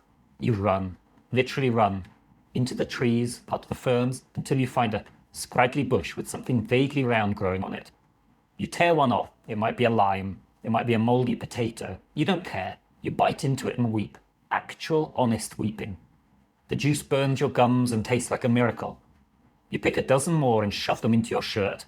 Others do the same, hooting like madmen, drunk on vitamin C and freedom. Of course, not everyone's lucky. By the time the ship leaves the cove, 2 more men have been buried. One from fever, one from a cut that turned black. The sea gives and the sea takes. But you're alive, your teeth are still in your mouth, barely. Here's a curious fringe fact. Some pirates believed that the box was a curse passed by sirens. Sea spirits punishing men for plundering sacred waters. Sounds ridiculous, until you see someone covered in sores, babbling nonsense. And you swear you hear something whispering in the waves. You shake it off, but that night, you sleep with your back to the hull, ears covered. There's still debate among historians about how often pirates suffered from disease compared to other sailors. Some argue they had better access to shore, so they were healthier. Others claim the lack of routine medical care and wild lifestyles made things worse. Either way, one thing's for sure, a pirate ship was a floating petri dish. You might survive the navy, survive battle, survive storms, and still be taken down by a rotten tooth. And so, every morning now, you check your gums. You run your tongue along your teeth, count them like treasure. You watch the spots on your skin. You sniff the air, always listening for the telltale rattle of someone too sick to hide it. You tell yourself you're okay, that you're lucky, that you've got time. But you don't say it out loud. You don't want the sea to hear you. You always thought the Jolly Roger meant fun. Black flag, skull and crossbones, maybe a little yo-ho-ho, and a parrot squawking for comic relief. Something from a storybook. But now, standing at the base of the mast, watching that ragged flag snap in the wind like a dare, you realize the truth. The Jolly Roger is not a joke. It's not a costume or a fashion statement. It's a threat, a warning, a confession. It says, we are monsters, and we're proud of it. The day starts clear, the sky a perfect dome of blue. You're trimming sail, thinking maybe, just maybe, you'll get through 24 hours without vomit, fire, or death. Then the lookout calls it, sails on the horizon. You expect the usual scramble, the whooping, the rush, but something's different. The captain doesn't order you to hide, doesn't tell you to hold fire or sneak up quiet. He grins and says, run up the flag. You do it. You haul the rope, and the Jolly Roger unfurls. Not the one you're used to either, not the cartoony skull. This one's got a skeleton holding an hourglass and a spear, standing over a bleeding heart. It's terrifying. Even the paint is uneven, like someone carved it with their own fingernails in a fit of rage. And you realize this is a specific message. This one says, surrender now, or die screaming. That's the point of pirate flags. Every symbol has the meaning. Some signal mercy, others promise torture. Historical pirates used dozens of different flags. Hourglasses for time's running out, spears for we like violence, bleeding heart you for we enjoy watching you suffer. And the black background? That meant you might live if you surrender. Red meant no survivors. This flag is black, but there's a red smear across the skeleton's face that might just be old blood. The merchant ship you're pursuing sees it. You can tell by how they start turning, how their sails catch more wind. They're running. Your captain loves that, says it makes the chase sweeter. The crew cheers like they're at a sporting event, not about to commit felony murder at sea. You stand back, clutching the rigging, trying not to look seasick or scared or both. And here's the nasty twist. The flag isn't just for them, it's also for you. A reminder, a contract. You sail under that thing, you agree to what it stands for, you become the monster. You're no longer someone who was forced aboard. You're not a victim anymore. You're part of the message. That shakes you more than the chase. When the ship's finally closed, the captain has the flag lowered halfway. You think it's a mistake until Elias tells you that's part of the show. Half-mast means we're mourning, gruesome, he says. Usually for you, sure enough, the merchant ship slows. You see people waving a white cloth. They are surrendering. No one cheers, not yet. You board with the others. The crew of the merchant vessel is lined up, shaking, eyes wide. Some have weapons, but they drop them quick. There's no fight in them. They've seen the flag, they know what it means. And still, just to make a point, the captain selects one man and has him dragged forward. We fly death, he says, so we have to mean it. The man is stabbed, slow and deliberate. Not killed, not yet. Just enough to show everyone else what's waiting if they don't behave. Blood splashes the deck. A few people weep. A child clings to her mother. You don't breathe. You don't move, you don't speak. Then, and only then, does the captain let the looting begin. Later, you ask Elias why the show, why the flag, why the need to terrify. Fear, he says, is faster than gunpowder. If they're scared enough, they don't fight. No fighting means no blood, no damage. Clean job, clean loot. He pauses. And sometimes we just like the fear. You wonder if he means we or they. You hope it's they. Here's a quirky fact you won't find in children's books. Pirate flags were often customized on the fly. Some were sewn from old sails, others painted with tar, pig's blood, or red wine. There's one story of a pirate who nailed his enemy's ears to a flag and hoisted it just to see if it flapped right. Nobody remembers his name, but everyone remembers the flag. Some ships even carried multiple banners to swap out depending on their mood. There's some scholarly disagreement over how widely used the Jolly Roger really was. The image of the skull and crossbones is so iconic it feels universal. But some historians argue most pirate-lit ships either use plain red or black flags, or no flag at all until the last second. The Jolly Roger, in all its stylized glory, might be more myth than fact. Doesn't really matter to you now. You saw one today, and it changed things. The merchant ship is stripped clean. Crates of cloth, tobacco, a few chests of silver. One passenger, a girl with red hair and a sword at her side, is invited to join the crew. She declines, politely. The captain smiles, says he likes her fire. She's allowed to leave, and you don't ask what would have happened if she'd said yes. You return to your ship. The flag is still up. Tattered now, the wind chewing at the corners. You stare at it as the sun goes down, thinking about what it's become. Not a banner, a confession, a dare, a mask you wear so long you forget your real face. That night, someone paints a new symbol on one of the sails, a crude skull with burning eyes. You ask who did it. No one answers. No one has to. It's just the ship announcing what it is now, and what you are too. You lie in your hammock, eyes open, the flag burned into your mind. You wonder what would have happened if the merchant crew had fought back. You wonder what kind of person you've become that you didn't stop the stabbing. You wonder if the Jolly Roger is flying inside your chest now, waving silently behind your ribs. Because here's the truth. The flag is more than fabric. It's a line. And you're on the wrong side of it now. There's a sound that always makes your stomach twist, no matter how long you've been at sea. It's not cannon fire, not even the cursing of splintering wood. It's quieter than that. It's the creak of rope being pulled tight, the kind that loops around wrists or ankles or a man's throat. It's the prelude to punishment. You hear it now, echoing through the stillness of the afternoon, and the hairs on your neck rise like sails in a squall. Someone's broken the code, again. This time it's simple. Theft. One of the newer crew, barely more than a boy, was caught trying to sneak a silver ring into his boot. It wasn't even a valuable one, just a little band from the last raid, probably worthless. But the captain made the rules clear. Loot gets divided fairly. Anyone caught skimming? That's mutiny in miniature. And mutiny, even in its mildest form, gets met with pain. They tie him to the mast. He doesn't struggle. Maybe he knows that struggling just makes it worse. Maybe he's too scared to move. His shirt is torn off, his back pale and trembling. The bosun steps forward with the whip, an old knotted thing with bits of shell and wire woven into the strands. It's not meant for correction. It's meant for damage. You've never heard a whip break the air before. It whistles first, like a snake hissing through the dark, and cracks with a sound like bones snapping. The boy screams. The crew doesn't blink. Another lash. More blood. By the third, he's sobbing. By the fifth, he's quiet, just breathing raggedly, eyes wide and distant, mouth moving like he's praying or cursing or both. You turn away. Not because you're noble, because if you watch too long, someone might think you enjoyed it. And that's worse.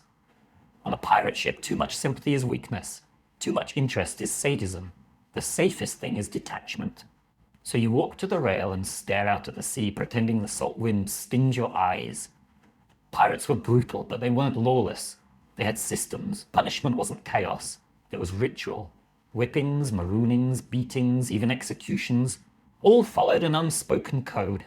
You broke the rules, you paid, and it didn't matter if you were new or seasoned.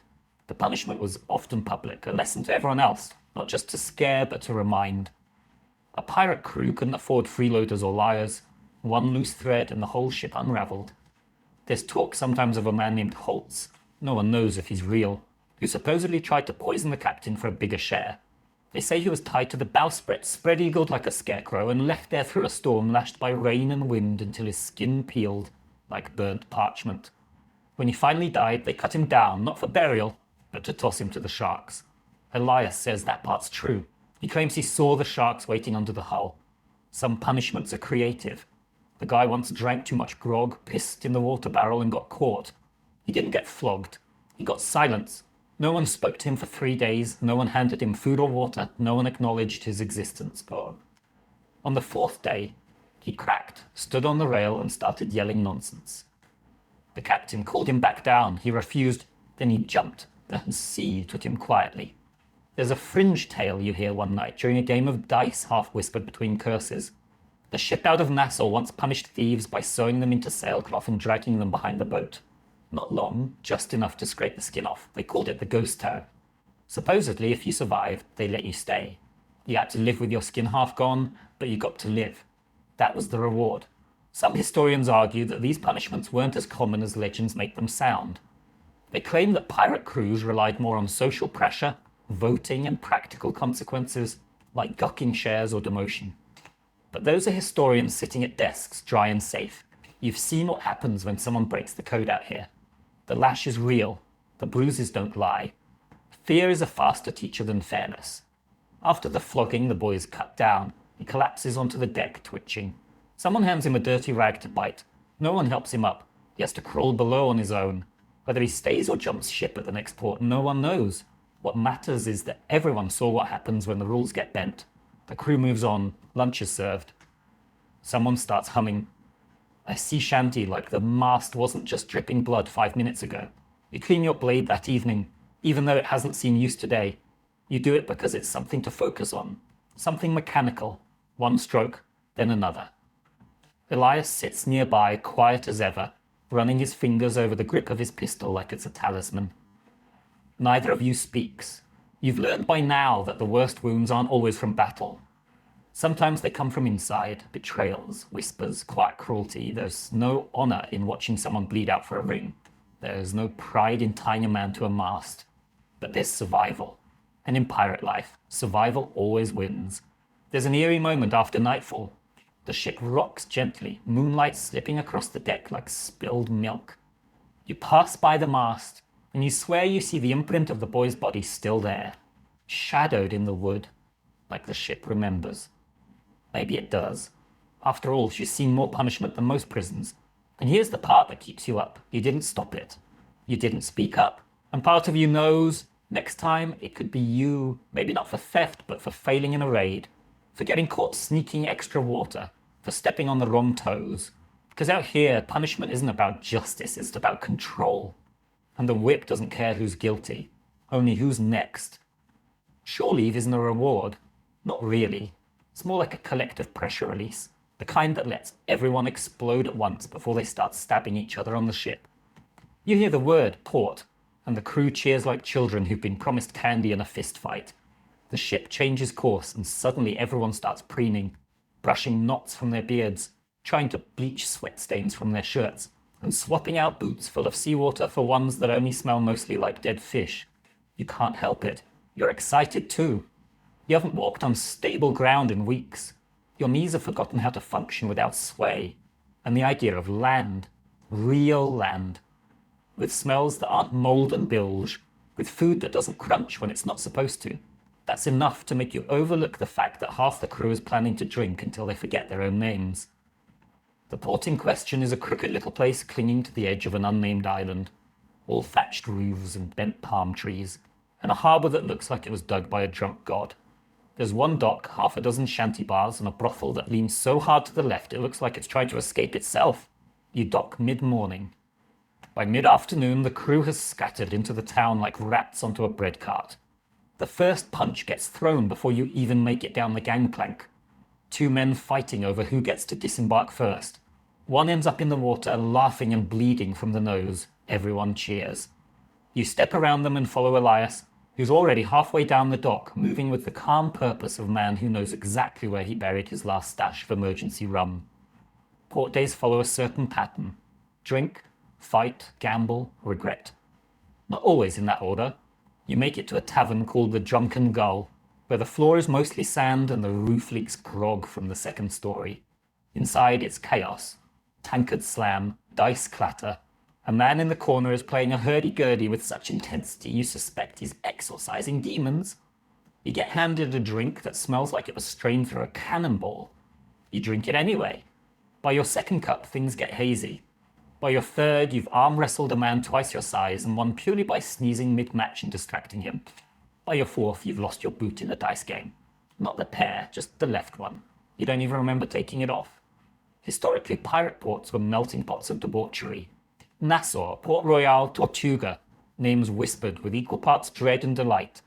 They were places where pirate ships could resupply, unload stolen goods, and more importantly, let their crews go wild. Tavern owners welcomed them for the gold, locals tolerated them for the chaos, and the pirates, they came for everything the sea denied them: food, flesh, and forgetfulness. You stumble outside around dusk.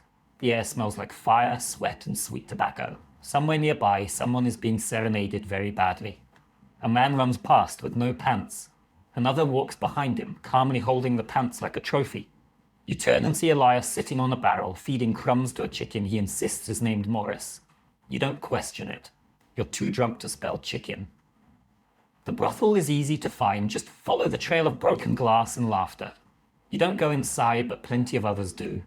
You hear the creaking walls from the street, the moaning, the occasional scream. It's not all pleasure. Pirates often confuse lust with ownership, and not all encounters are consensual. That part never makes it into the sea shanties. You feel a little sick, and not just from the rum. Here's a bizarre little fact you overhear from a drunken sailor.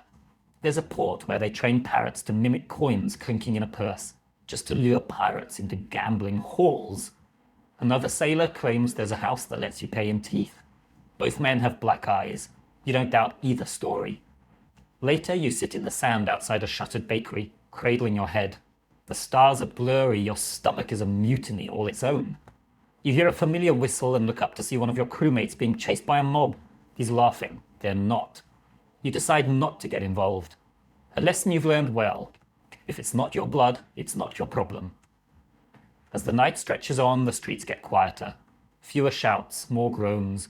You pass by a man asleep with a chicken on his chest and 2 gold coins balanced on his eyes. Not dead, just hopeful. Someone plays a sad tune on a fiddle, the notes rising into the night like ghosts. You sit beside a barrel and finally throw up everything you've eaten in 2 days. It feels like freedom. Scholars debate whether shore leave was truly as wild as the legends say. Some argue the stories were exaggerated, tall tales passed around to make pirates seem more fearsome or more fun. Others point to official records from governors and merchants that describe drunken mobs, fires, and even full-blown riots. From where you're sitting, wiping your mouth with a sleeve that smells like fish and blood, it all feels pretty accurate. You wake the next morning on the deck of the ship. You don't remember getting there. Elias is next to you, holding Morris in his lap. You bought him, he says deadpan. Said you wanted a conversation partner. Morris squawks and immediately poops on your leg. You nod, accepting your fate. The crew trickles back throughout the day, limping, groaning, bragging. One man's missing a finger. Another has a new tattoo that says freedom in backward letters. The captain counts heads, nods once, and says, "Set sail." No one asks where. No one questions the decision. Shore leave is over, the sea calls. You haul lines with shaking hands and a pounding skull, knowing you won't see land again for weeks, maybe months. As the port fades behind you, someone starts singing. It's a slow song, not a cheerful one. A tune about death and salt and lost gold.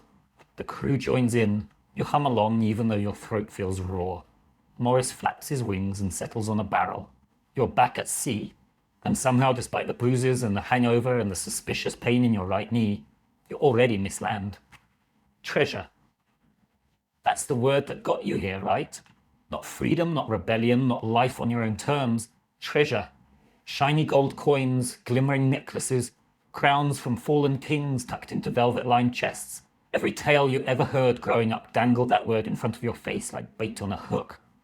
But now, after months aboard this cursed ship, after blood and bruises and chewing your own sleeve to stop your teeth from chattering through storms, you've realized a brutal truth.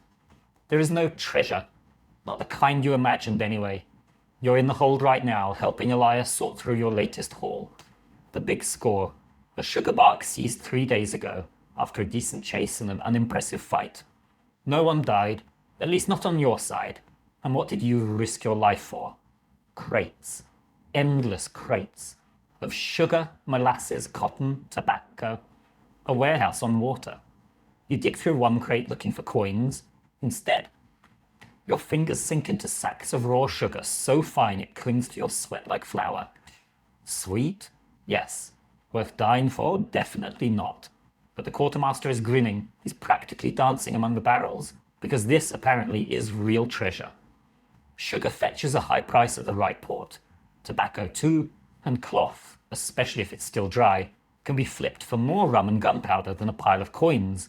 You just stare at the sticky mess pooling in your boots and wonder what the hell you're doing with your life. Elias claps your shoulder. What? You wanted gold? He asks. This is gold, friend. White gold, sweet gold, gold you can eat. You resist the urge to throw a sugar sack at him. Historically, pirates rarely found the fabled chests of Spanish doubloons and cursed jewels that stories like to go on about. Most of the time, the loot was more practical. Barrels of food, tools, spices, medicine. Things a pirate crew could use or sell quickly before they rotted. Gold was rare, and when it was found, it was often in the form of trade bullion or coin mixed in with other cargo.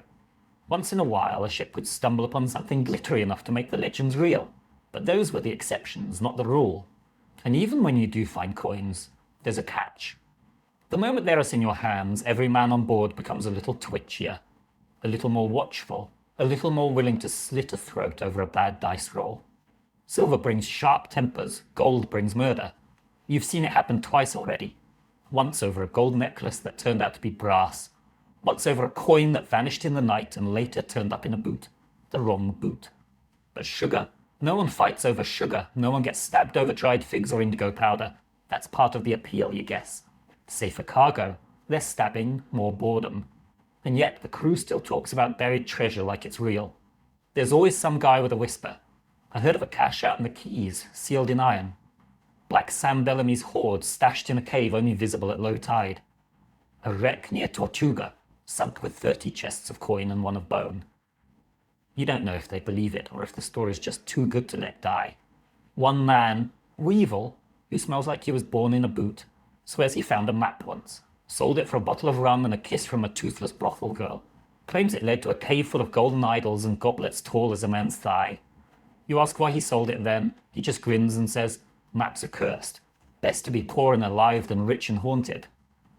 That's another thing you've noticed. The richer the loot, the darker the stories. Everyone's heard of treasure with a cost. Chests that scream when opened. Gold that melts when touched. Ships that sank because their cargo wanted to stay buried.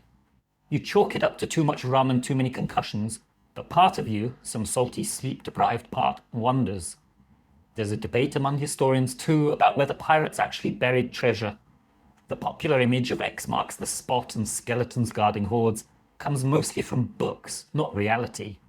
Only a few documented cases exist, like the infamous Captain Kidd, who may or may not have buried a stash on Gardiner's Island.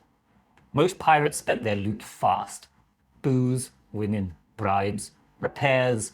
There was no point in saving when tomorrow you might be floating in the sea with half your face gone. Still, one of the gunners carries a scrap of oilskin with shaky writing and half a drawing. He says his father gave it to him. Says it leads to the treasure, the one everyone dreams about. No one believes him, but no one laughs either. You help haul the cargo up to the deck where it's stacked and catalogued. A few sacks burst, covering the boards in sweet white dust. One pirate snorts a line of it as a joke and immediately chokes. The crew laughs so hard someone falls overboard. No one jumps in to help. That night, as the sun sinks and the barrels are tied down, you sit by the rail with Elias and listen to the others sing about gold and women with ruby eyes. You think about how none of them ever seem to sing about tobacco or nutmeg. No one composes a sea shanty about dried oranges. And yet here you are, sailing from death to death for sugar. You still dream about gold sometimes, coins tumbling through your fingers, a chest so full you can't see the bottom. You wake up with your hand closed tight, gripping nothing but splinters. Here's a strange little fact. Some pirates were paid in goods instead of coin. A barrel of molasses here, a bolt of silk there. They'd trade those items in port like merchants, hawking stolen tea for a sword or an old map. That makes you laugh a little. Pirates, plain shopkeeper. You guess everyone's got bills to pay. You glance at the horizon, dark and wide and endless, and think, maybe the real treasure is just surviving long enough to spend anything at all. Or maybe the real treasure is an orange that hasn't turned to mush, or a dry pair of boots. You pat your own boot, and it squelches. Definitely not the boots. It starts with a woman's voice shouting over the wind. Not a scream, not a shriek, just a barked command in a language you can't place. At first, you think it's your own captain, shouting orders from behind you. But when you turn, you see another ship, low and sleek, sails dark as storm clouds, moving like it's being pulled by something angry and hungry beneath the waves. And standing on the forecastle, arms folded, chin high, is a woman. Not some tavern lass dragged along for luck. No, she's the captain, the crew mutters. Delias whistles low. That's Anne Bonny's colours, he says, half in awe, half in fear. Or maybe Mary Reed's. Either way, we're in for it. You've heard the names before, whispers of women who fought fiercer than any man, who dressed like devils and fought like demons. You would assume those stories were mostly myth. Turns out they're standing 30 feet away, armed to the teeth and staring down your entire ship like they're picking out which part to sink first. Your captain doesn't lower the Jolly Roger. That would be weak. Instead, he calls for a parley. A rare thing. Risky, but sometimes necessary when the other side looks like it knows what it's doing, and worse, enjoys it. A rowboat is lowered. You're chosen to row. Of course, because who wouldn't want to row straight into a ship captained by a legend? You keep your head low as you cross the water. Up close, their ship is different from yours. Sleeker, better maintained, less vomit-stained, for one thing. There's a strange sense of order. The ropes are clean, the deck is scrubbed, and the crew, mostly women, not all, but a lot, some with swords longer than your leg, one with a pair of pistols slung across her chest like they are part of her ribs. You're ushered aboard and brought before the captain. Her name's not Anne, or Mary. She tells you to call her Maud, just Maud. Her eyes are bright green and colder than seawater on a winter morning. Her hat is huge, ridiculously huge. You wonder if she wears it to keep the sky from falling on her. The parley is short, efficient. She wants part of your last haul. She knows what you took. She knows where you took it from. She even knows how many barrels of molasses you brought aboard. No one asks how, spies probably, or informants in port. Doesn't matter. She offers a split. 50-50, or she takes all of it by force. Your captain wisely accepts. He knows a losing hand when he sees one. And from the twitch of Maud's fingers near her pistol, he knows she'd enjoy making him regret saying no. The deal is struck. No shots fired. No blood spilled. That's rarer than buried gold. Back on your ship, the mood is mixed. Some are angry at the split. Others relieved. You, though, you're fascinated. Because you'd assumed this was a man's world. A brute's world. A place where women only existed as myths or victims or background noise. But that's not the full truth. You've just met one of the exceptions, and out here, exceptions make the rules. Historically, female pirates were rare, but very real. Anne Bonny and Mary Reed were the most infamous, both known for dressing as men in battle, wielding pistols, and reportedly fighting harder than anyone else aboard. Qing Shi, the Chinese pirate queen, commanded a fleet of hundreds of ships and enforced a strict code that included instant execution for disobedience. These weren't mascots. These were leaders, terror makers, rule breakers, and occasionally survival stories dressed in lace and steel. There's a superstition among sailors that women on ships bring bad luck, that they stir up storms and drive men mad. You've heard that one plenty. You've also heard the older sailors claim that seeing a woman aboard means the sea will soon take someone. But now you're wondering if that's just old fear talking. Because Captain Maud didn't look like bad luck. She looked like order, like danger, like exactly the kind of person who survives out here. Where survival means knowing when to trade barrels and when to slit throats. Not every pirate queen is famous. There are quiet ones. The cook's assistant on your ship, Mira, is said to have slit a Navy officer's throat during a boarding party and tossed his body into the sea with no one noticing. She rarely speaks, but everyone makes sure to be polite when she sharpens her knives. Then there's the oddballs, the musician with the third nipple who claims it's a lucky charm from a mermaid. The old man who believes his beard is haunted by the spirit of his dead wife. The carpenter who swears he once kissed Davy Jones and now can't eat shellfish without crying. These people aren't captains, but they're part of the fabric of pirate life, fringe characters, living legends. They keep things interesting and terrifying. One of them, Jasper the Mad, has a tattoo of a woman riding a shark on his back. He says it's Ching Shi, or his mother. He's not sure. Either way, he talks to her every morning before breakfast. You used to think he was insane. Now you're not so sure. There's an open debate among historians about how much power women really had in pirate society. Some argue they were rare exceptions, tolerated only because of extraordinary skill or force of personality. Others suggest that pirate life, being outside the bounds of traditional society, allowed for more freedom, gender included. A floating meritocracy where the only thing that mattered was what you could do with a blade and a bottle. You ask Elias what he thinks. He shrugs. Doesn't matter, he says. Anyone who can sail, fight, and not get killed is fine by me. Don't care if they've got a beard or a bonnet. You nod. Because honestly, he's right. A week later, you spot Maud's ship again on the horizon. She doesn't come close, just sails past, a black streak on the water. Her flag flies high, an hourglass above crossed blades.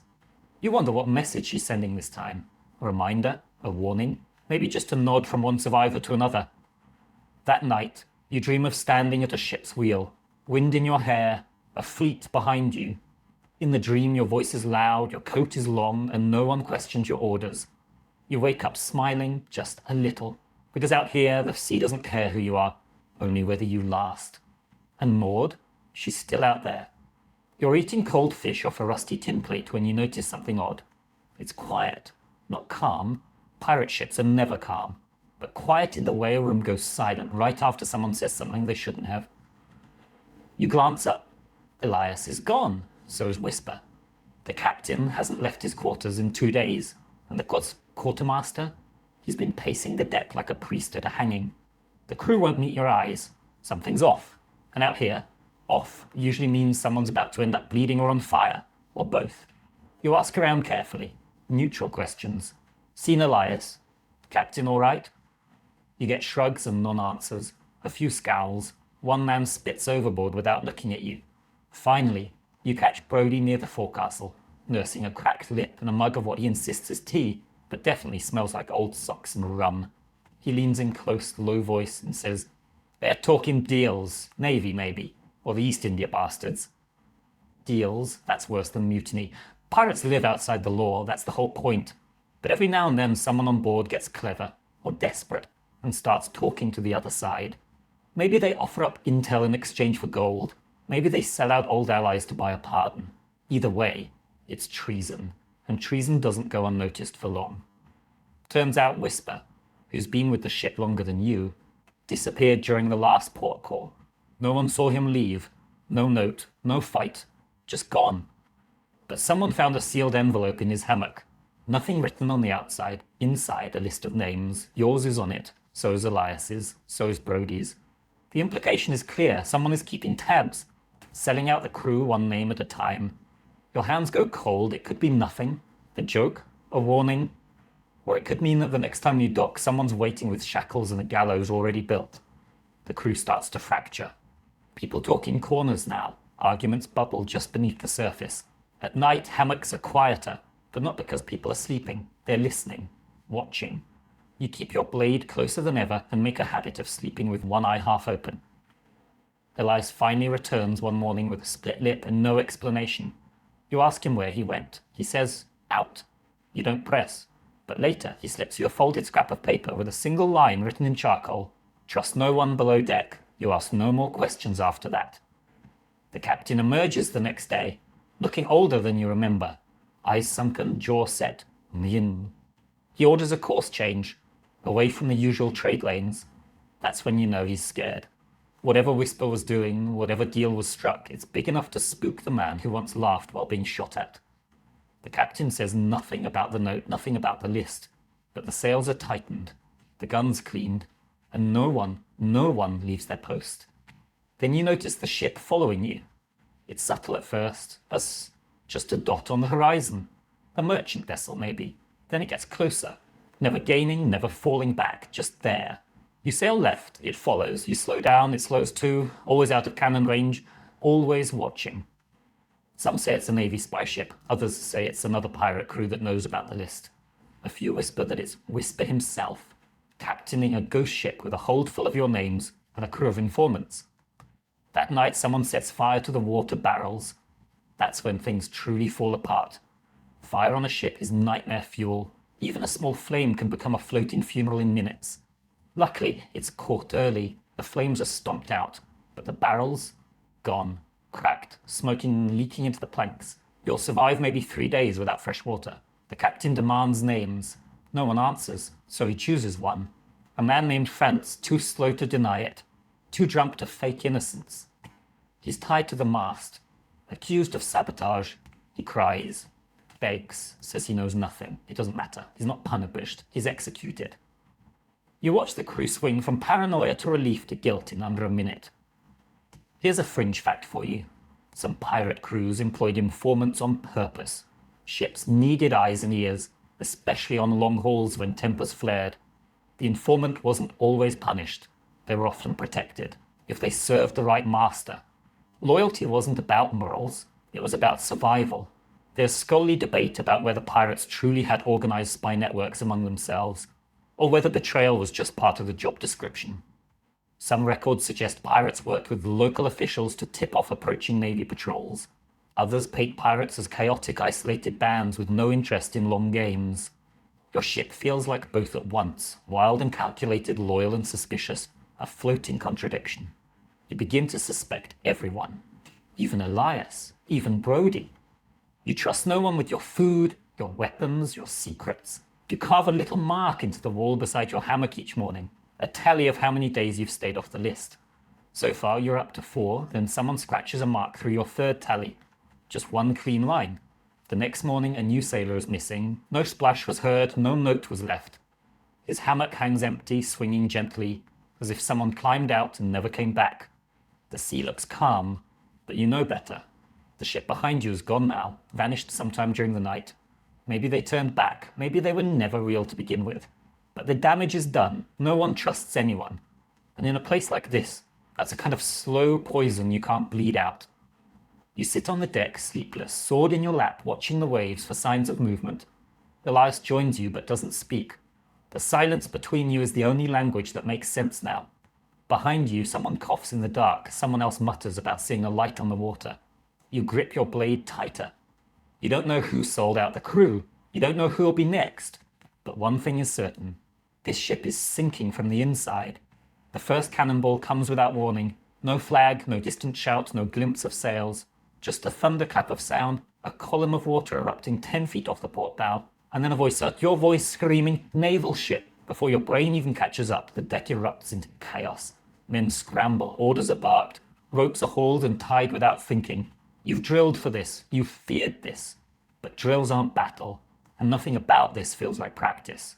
You see it now, slicing through the morning fog like a blade. A white-sailed warship, the flag of a king snapping above its deck. It's bigger than you, taller, heavier. You can practically hear the polished brass and starch in its sails, and it's coming for you like it knows your name.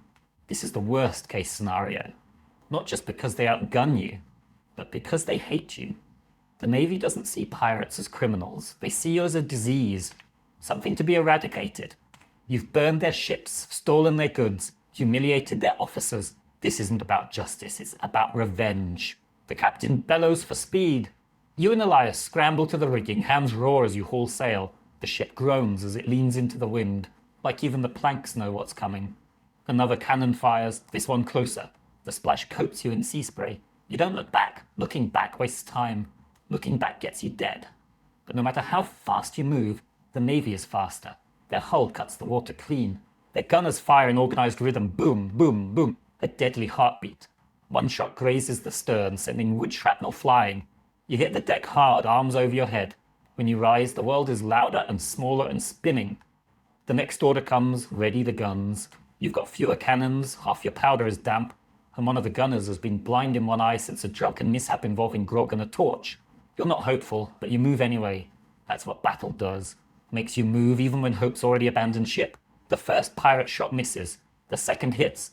A lucky strike, one of the enemy's sails tears, flapping like a wounded bird. The crew cheers, but it's short-lived. The Navy fires back with a full broadside. You feel the impact in your teeth. The ship rocks like it's trying to throw you off. A chunk of railing explodes. Someone screams. You see Elias go down. You crawl to him, heart in your throat. But it's just a graze. His arm is bleeding, but he's breathing. You drag him behind a barrel as another volley shrieks overhead. Historically, Navy ships had advantages pirates couldn't match. Better weapons, more men, sturdier hulls. Pirates relied on speed, surprise, and fear. But when those things failed, it was like fighting a lion with a stick.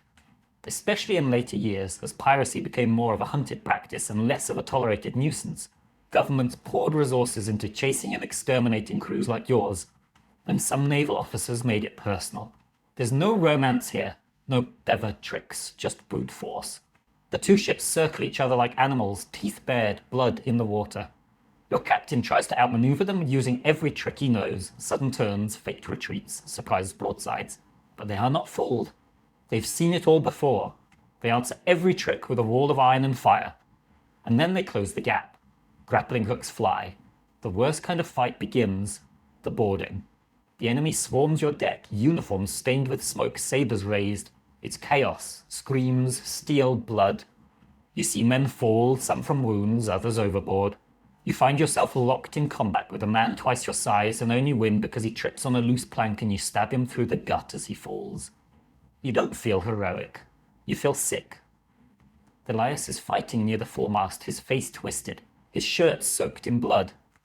Not all his, maybe not even mostly his. He's still on his feet. So are you. That's what counts. You don't know how long the fight lasts. 10 minutes? An hour? Time breaks apart in battle. What you do know is the tide turns, just barely. The Navy captain is wounded. His men falter. Your quartermaster roars like a beast and leads a countercharge that pushes them back across the gangplank. One pirate drops a torch on their deck before they retreat. Fire leaps up fast. Someone screams to cut the ropes. And just like that, it's over. The Navy ship limps away, burning slowly, smoke curling like ink across the sea. Your ship is battered, torn, bleeding from the seams. You've lost 4 men, 2 more are dying. The deck looks like a butcher's table. You sit down hard back against the mast. Blood on your face, your fingers twitching like they've forgotten they're attached. Elias drops beside you. His arm is bound with a strip of someone's shirt.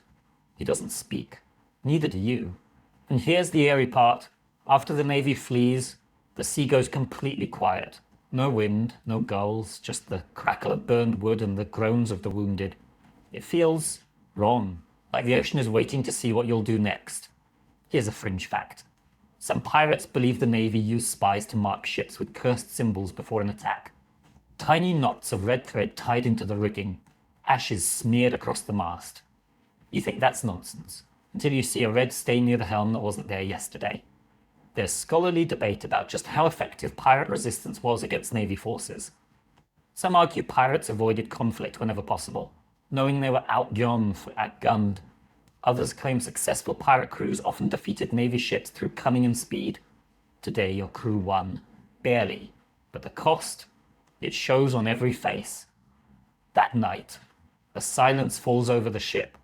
No songs, no games, no toasts, just the sound of repairs and shallow breathing. You lie in your hammock, every bruise pulsing like a drumbeat, your hands still coated in blood. Some of it's yours, some of it isn't. You should feel proud, but all you feel is numb. And somewhere out there you know another ship is coming. Bigger, better, meaner. 'Cause the Navy never forgets. They catch you while you're sleeping, not during battle, not during a storm or raid, just a quiet, still night when the sails are full and the sea is flat as polished glass. You'd almost started to believe the worst was behind you. You were wrong. Starts with a whistle. Not a shout, not a bang, just a whistle, low and slow. Then the sound of boots on the deck, too many to count. By the time you're fully awake, your wrists are bound and there's a sword tip hovering near your throat. The man holding it has that clean, stiff look only Navy officers seem to pull off, like someone ironed him into his uniform. Behind him, more soldiers swarm the ship, weapons drawn, expressions stone cold, no fight, no warning, just capture. You're dragged up onto the deck where the rest of the crew's already assembled. lined up, tied and silent. Elias is there, kneeling with blood on his temple. The captain stands in the middle, arms behind his back, jaw clenched, eyes locked on the officer like he's memorizing every wrinkle in the man's smug, pale face. A trap. Of course it was. Whisper. The list. The shit that trailed you for days. This wasn't a random patrol, it was a plan. You feel stupid for not seeing it sooner, angry at yourself and terrified. They make you kneel. The officer reads a proclamation in a bored nasal voice, something about piracy, treason, theft of crown property, disturbing the peace of civilized waters. You catch the words to be tried and hanged in accordance with His Majesty's law. The crew listens in stunned silence. One man starts sobbing, another laughs long and hollow. You just stare at the deck and try not to throw up. Pirates didn't always die in battle. Capture was common. Navy ships could outrun you, outgun you, and sometimes outsmart you. When they took you alive, it wasn't for mercy. It was for the theatre. Public trials, public hangings, a reminder to everyone watching that the crown had teeth and they knew how to use them. You're loaded into a navy brig the size of a merchant's outhouse and twice as filthy. They cram you in with 10 other men shoulder to shoulder, ankles chained air thick with sweat and piss. It's dark. No windows, no airflow, just the occasional creak of the hull and the stink of fear. The next few days pass like molasses. Time slows, then stops, then starts crawling backward. You sleep in bursts, hunched over your knees. You eat hard tack that tastes like sawdust and iron. You drink water from a wooden cup with someone else's teeth marks on it. You try to speak to Elias, but they've separated you. Everyone looks the same in the dark, tired, bruised, haunted. There's a rumour spreading the Navy's taking you to Port Royal, the big one, gallows tall enough to be seen from the sea. They like to hang pirates in batches there. Makes for better crowds. You hear someone say they once hanged 6 men in a row and left the bodies up for days. Someone else says they dipped them in tar first. Keeps the birds away. You ask the man beside you how long the trip will take. He just mutters, too long for the lucky ones, not long enough for the rest. You try to remember every step that led here. Press ganged onto a ship, flogged for nothing, starved, betrayed. And somewhere in there, you became something worse. A pirate, a thing to be caught, tried, displayed like a butcher's prize. You think of the townsfolk who'll come to watch. Parents holding up their kids to get a better view of your neck snapping like dry wood. You think of Elias, of Brody, of the boy who was flogged for stealing a ring. You wonder how many of them will make it to the trial. You wonder if you even want to. Here's a strange little fact. Some pirates, when captured, confessed to crimes they hadn't committed, just to sound more impressive. They wanted to go down in history, be remembered as legends instead of losers. Others begged, pleaded, wept for mercy, swore they were just passengers, forced aboard. Some even were passengers. Didn't matter. If you were caught on a pirate ship, you were guilty by proximity. One night a guard stops at your cell and mutters, "You've got a visitor." You're hauled to a tiny room where a man in powdered wig and ink-stained fingers waits with a stack of papers. He's a scribe, wants your statement, your confession. He's offering a deal, sort of, cooperate, name names, and maybe, just maybe, you get a stay of execution. Maybe even a pardon. You stare at him for a long moment. Then you smile and ask, "You got any oranges?" He does not find that funny. There's scholarly debate about how many pirates actually went to trial and how many were just executed on the spot. Some sources say trials were mostly for show, foregone conclusions with scripted outcomes. Others suggest some pirates were granted clemency if they turned informer or agreed to hunt other pirates. You don't know which version is true, you're not sure it matters anymore. The ship rocks hard one night, bad weather maybe. A few guards stumble, one drops a ring of keys near your cell, and for one impossible second the world holds its breath. But no one moves, not you, not the others. You're all too tired, too broken. Even freedom doesn't look like salvation anymore. Just a longer delay. You spend the rest of the night staring at the ceiling, which is just black wood and dripping condensation. Every creak sounds like a noose tightening. Every splash sounds like a final breath. The next morning you see land, and beyond it, the gallows. The docks of Port Royal smell like brine and rot and something faintly metallic. Maybe blood. Maybe just the iron chains locked around your wrists. You're marched off the ship with the rest of the captured crew, single file, boots dragging, manacles clinking in rhythm like some perverse sea shanty. The townspeople are already lining the streets. Some spit, some stare. A few actually cheer. You can't tell which is worse. Port Royal was once the most wicked place in the New World. A pirate haven, a paradise of sin and rum and poorly made decisions. But now, it's the Crown's gleaming example of order. Cleaned up, smoothed out, purged of its pirate soul and replaced with gallows, lawmen and preachers who speak with the same authority as cannon fire. You feel it immediately. That smug, suffocating sense of righteousness. The kind that doesn't just want you dead, it wants you erased. You're told your trial is scheduled for the next morning, quick and efficient. They don't want pirates rotting in their cells.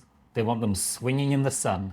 You've heard the phrase before, the king's justice waits for no man, especially not one who's already been judged by the colour of his sails. That night, you and Elias sit against the wall, silent at first. Then he says, "You think they'll let us say anything before?"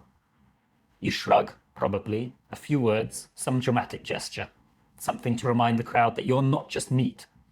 Elias nods like that's enough. Then he laughs, low and bitter.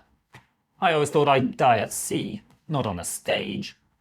You don't know what to say. Neither of you sleeps. The trial is more of a performance than anything else. The courtroom's packed. Journalists, the locals, officers in spotless uniforms, they call your names one by one, and each of you gets the same treatment. Charges read aloud like scripture, a quick nod from the magistrate, and then a moment to plead. You say not guilty just to say it. So do most of the others. One man screams that he was never a pirate, that he was kidnapped and forced to scrub decks. No one believes him. The judge doesn't even blink. The prosecution reads a list of your crimes, some true, some exaggerated, some you're pretty sure someone else did entirely. There's no jury, just the gavel, the judge, and the sentence already waiting behind his teeth. You glance at the crowd and see no sympathy, just curiosity, hunger. They want a spectacle. They came for blood in daylight. Historically, pirate trials were public events, part deterrent, part entertainment. Records show gallows packed with spectators, children eating sugared fruit as men swung. Sometimes ministers were brought in to pray with the condemned. Other times, convicted pirates were forced to read pre-written confessions, rehearsed like actors before an execution. And then there were the rare few who used their final moment to curse the court, the crown, and everyone within earshot. You're sentenced before noon, guilty of piracy, theft, assault on officers of the crown, and lawful seizure of cargo, and generally wicked behaviour unbecoming of a subject of His Majesty. The phrase makes you laugh. The guards don't. Execution is scheduled for the following morning, fast, efficient, and publicly posted. You get one last meal. Bread, cheese, something pretending to be stew. Elias offers you half of his. You don't ask why. You just eat in silence, savouring every bite like it's worth more than gold. That night, a minister visits your cell, a small man with a huge book and watery eyes. He asks if you'd like to pray. Elias tells him to go bugger himself with a crucifix. The man leaves. You almost laugh again. Then Elias turns to you and asks, "You think it was worth it?" And the answer should be no. It should be no, but part of you hesitates. You think of the open sea, the freedom, the wild nights. The laughter on the deck under a blood-orange sky. The wind in your face as you cut through the waves like a blade. The moments when, for just a second, you were more than you'd ever been on land. But then you think of the blood, the hunger, the betrayal, the whip, the fire, the way men scream when they're dying, the way your stomach dropped when the Navy cannons roared, the look in a child's eyes on a ship you raided. Pure fear. You think of that. You look Elias in the eyes. "No," you say. He nods. "Me neither." There's a fringe account about a pirate who, facing execution, tricked the court by faking madness, chewed off a finger, screamed about sea demons, claimed to be Neptune's bastard son. They delayed his hanging for months. Some say he escaped. Others say they hanged him anyway, just upside down as a final joke. You wonder if you should have tried something like that. Too late now, you don't sleep. Not because you're scared, though you are, but because you want to remember every second. You watch the moon drift through the bars. You listen to the wind. You count every breath like it matters. In the morning, they come with chains. They march you to the gallows in a line. People cheer. Some boo. One woman throws a flower. You step onto the platform, and the rope is heavy around your neck. Scratchy. Smells like damp rope and smoke. They ask if you want to speak. You look out at the crowd, you see children, sailors, officers, a man picking his teeth with a knife. You take a breath and say, I was a fool, but I was free more than any of you here. Then you spit. The executioner doesn't wait. The trapdoor opens, you don't die, or maybe you do for a second. It's hard to say. One moment, there's rope around your throat, the crowd holding its collective breath, and the executioner's hand twitching toward the lever like a man just dying to do his job. The next, chaos. The kind that doesn't start with a shout or a gunshot, but with a scream from the gallows crowd that turns into a wave of voices, all shouting at once. Then comes the blast. Boom! Louder than any cannon you've ever heard. The gallows rocks. Dust fills the air. Something falls. Someone's yelling fire, and another voice is screaming ambush. Your eyes sting from the smoke. The rope loosens but doesn't fall. You're coughing dizzy, still dangling, but your boots find a broken board. Just enough leverage to stay conscious. Then hands, familiar ones, grab your legs, cut the rope, drag you backward through the confusion. It's Elias, blood running down one side of his face, shirt torn, eyes wild. Come on, he yells, like you've just been asked to take a casual stroll and not flee your own execution. Around you, chaos blooms like rotten roses. The crowd is scattered, some running, some looting the corpses already down. A portion of the gallows has collapsed, probably the result of that first blast. Where there was once a stage, there's now shattered timber and twisted rope. You see a body still swinging from a half-broken beam. Not moving, not lucky. You don't know how it happened. You don't stop to ask. Elias is pulling you through smoke and panic, and the guards are trying to regroup, but they can't see 5 feet ahead through the choking grey. Somewhere a pistol cracks. A musket answers, then a second explosion, smaller this time, but closer. Pirates. They came back. Well, some of them, at least. Later, someone will claim it was Maud and her crew slipping into port under the cover of night. Another will swear it was a local smuggler ring bribed to raise hell as a distraction. One drunk, ranting wildly in a tavern 2 weeks later, will say the devil himself came up through the ground and tore the gallows down. You'll never know for sure. What matters is that you're running, bleeding, barely breathing, and somehow they're free. Elias drags you down alleyways you barely remember seeing on the way into town. You leap over barrels, duck through fences, push through stunned bystanders who drop baskets and curses in equal measure. A horse rears and bolts. A woman screams that the pirates are killing everyone. You try to shout back that you're not, at least not today, but your voice is gone, strangled by rope and smoke. Eventually you reach a low building near the edge of the docks. Someone inside whistles, a bird call, low and sharp, and the door opens. You tumble inside and collapse. You think you might pass out. Elias slaps your face lightly. No dying, he mutters. Not yet. Inside, there are others. Fugitives like you, some in navy gear, stolen and bloodied. One girl with a bandolier of pistols. A boy with a sack of bread who looks 12 and terrified.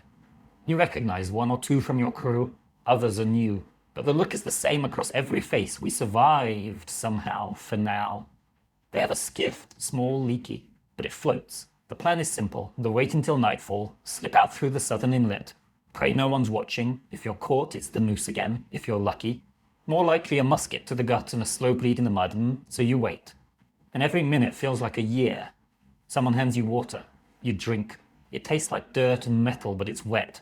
Someone else gives you bread. You can't chew. Your throat's still raw. You just swallow and try not to gag. You finally ask Elias what happened. He shrugs. Saw an opening, took it. Had hell. That's all he says. Historically, escapes like this were rare, but not impossible. Port towns were messy places, guards corrupt, locals indifferent. If someone wanted to spring a pirate from the gallows, they had to move fast and dirty with more luck than skill. There are reports of bribed hangmen slipping knots loose, gunpowder stashes planted under scaffolds, even paid actors starting fights to cover a getaway. No 2 stories are ever quite the same, which only adds to the legend. Here's a weird little fringe fact. One pirate, John Halfjaw Hawkins, allegedly escaped hanging by biting through the rope with his teeth.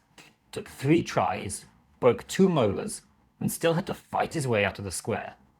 He died later that week in a bar brawl over a spoon. You think about that and wince. At least your teeth are intact. By nightfall, your group is down to 6. 3 didn't make it. Guards, maybe. Or the crowd, doesn't matter now. The docks are still patrolled, but not as tightly. Everyone's cleaning up the mess. Counting bodies, looking for answers. You stick to the shadows, knees buckling with every step. The rope burns on your neck, itch like fire. Elias helps you into the skiff and you push off. The water is silent. Too silent. The kind of silent that screams in your ears. You row with shaking arms, muscles screaming, praying to a god you never believed in. Behind you, Port Royal smoulders quietly under moonlight. Gallows hanging empty. For now. You make it past the rocks, past the bay, and then, just like that, you're at sea again. Free. But not safe, not yet. The ocean doesn't welcome you back. It tolerates you, maybe. A sullen host allowing an unwanted guest to sleep on its floorboards just until sunrise. You and Elias drift in that leaky skiff for the better part of 2 days with nothing but a sack of mouldy hardtack, a flask of brackish water, and the occasional gull that swoops overhead like it's considering pecking your eyes out. You take turns rowing and bailing. Elias jokes that you've officially earned the worst spa experience in the Caribbean. You try to laugh, but it comes out as a rasp. Your throat still burns from the gallows rope. There's no plan, no destination, just water and sky and that distant sound in your ears that might be the wind, or your heartbeat slowly unraveling. By the third day, the sun is relentless. It drills into your scalp like it's trying to find your thoughts. The salt crusts on your skin. Your lips split. You start seeing things. A sail on the horizon. A ship's bell. Elias telling a joke that turns into a hymn. You sleep in minutes, half aware, one eye open, hand still clutching a knife out of habit. Not fear. You're past fear now. What's left is reflex. On the fourth day, a ship appears. Real this time, low in the water. Fast, no colours flying. Your heart lifts, then sinks. Could be pirates. Could be slavers. Could be the same damn Navy patrols you just escaped. You don't wave, don't shout, just sit there, holding your breath while Elias squints into the sun and mutters, "Better to die on deck than in this bathtub." They see you. Of course they do. The ship swings toward you like a predator who's just spotted dinner with legs. You hear shouting, ropes, orders. A grappling hook clinks into the side of the skiff and drags you in. Men haul you aboard, rough hands, sharp eyes, one pokes you in the ribs. You flinch, he laughs. Then a voice you recognize says, "Drop that one. He's with me." Maud, of course it's her. She appears at the rail like a ghost conjured by sheer exhaustion. Coat dark, boots polished, hat even more ridiculous than you remember. Her expression doesn't change. Not warmth, not surprise, just calculation. "What happened to the gallows?" she asks. You swallow. "Didn't take." She smirks. "Like you?" They feed you, bathe you, let you collapse in a real a hammock technically, but it feels like heaven. For a while, all you do is sleep and wake and sleep again. Elias tells the story of your escape over and over, each time with more flair. You don't correct him, you're too tired to be humble. Eventually, Maud invites you to her quarters. It's not fancy, just neat. Charts, knives, a bottle of something aged and amber. She pours 2 fingers into a tin cup and slides it to you without a word. You drink it without asking what it is. It burns the pain out of your throat for the first time in days. "You two," she says, gesturing to you and Elias, "have a choice." You raise an eyebrow. Elias just groans.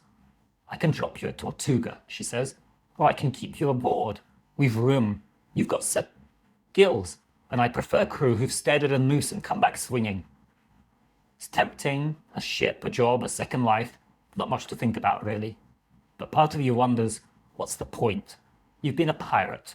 You've starved and fought, bled, killed, wept. You've seen men gutted for lies and hanged for truths. You've buried friends, betrayed strangers. You've lived a life most people fear in stories, and you barely lived through it. Do you go back? Do you start over? Or do you stop? That night, you sit on the deck alone, the sea stretched out like a road you can't decide to walk down again. The moon is full, the air cool. Behind you, Maud's crew sings quietly, not drunk, not wild, just there, steady, alive. Elias sits beside you. He smells like salt and rum and whatever bruised herbs they use as soap on this boat. "So," he says, "what do we do now?" You shrug. The same thing we've always done. He laughs. "Which is what exactly?" And you say, "Keep not dying." That gets a real laugh. A tired one, but real.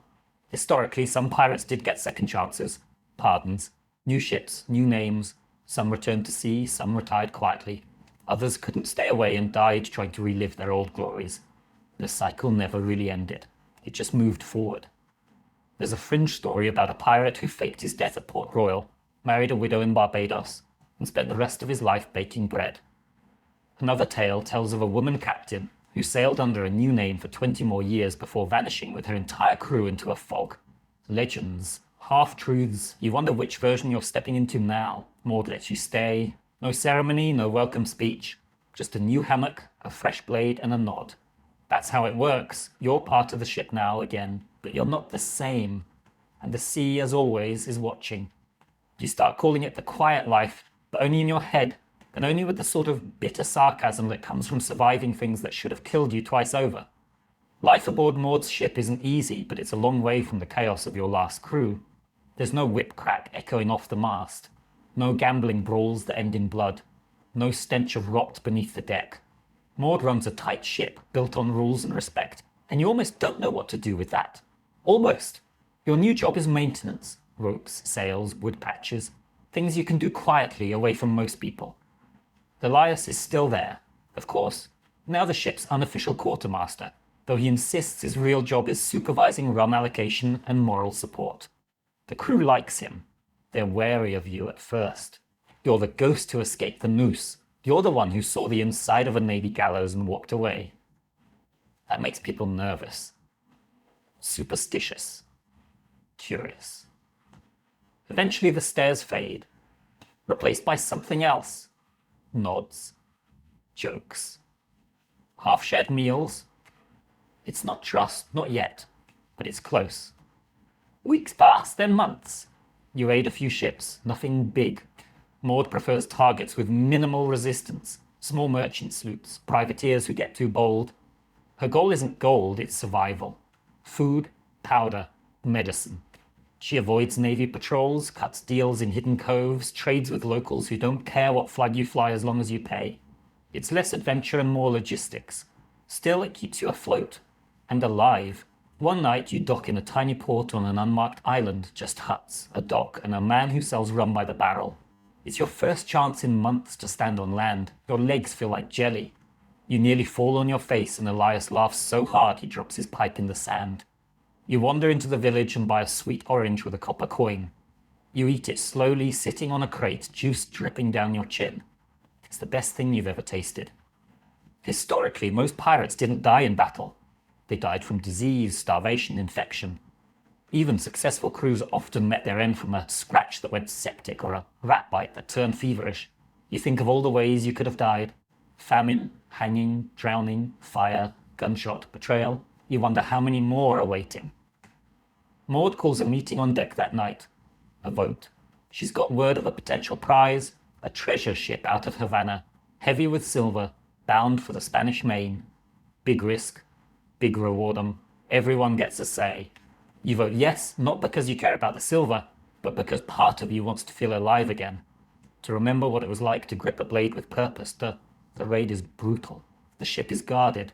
Not by soldiers, but mercenaries, hardened men with cruel smiles and no fear. You take one down by tackling him into the hold, the two of you rolling through gunpowder barrels and broken crates.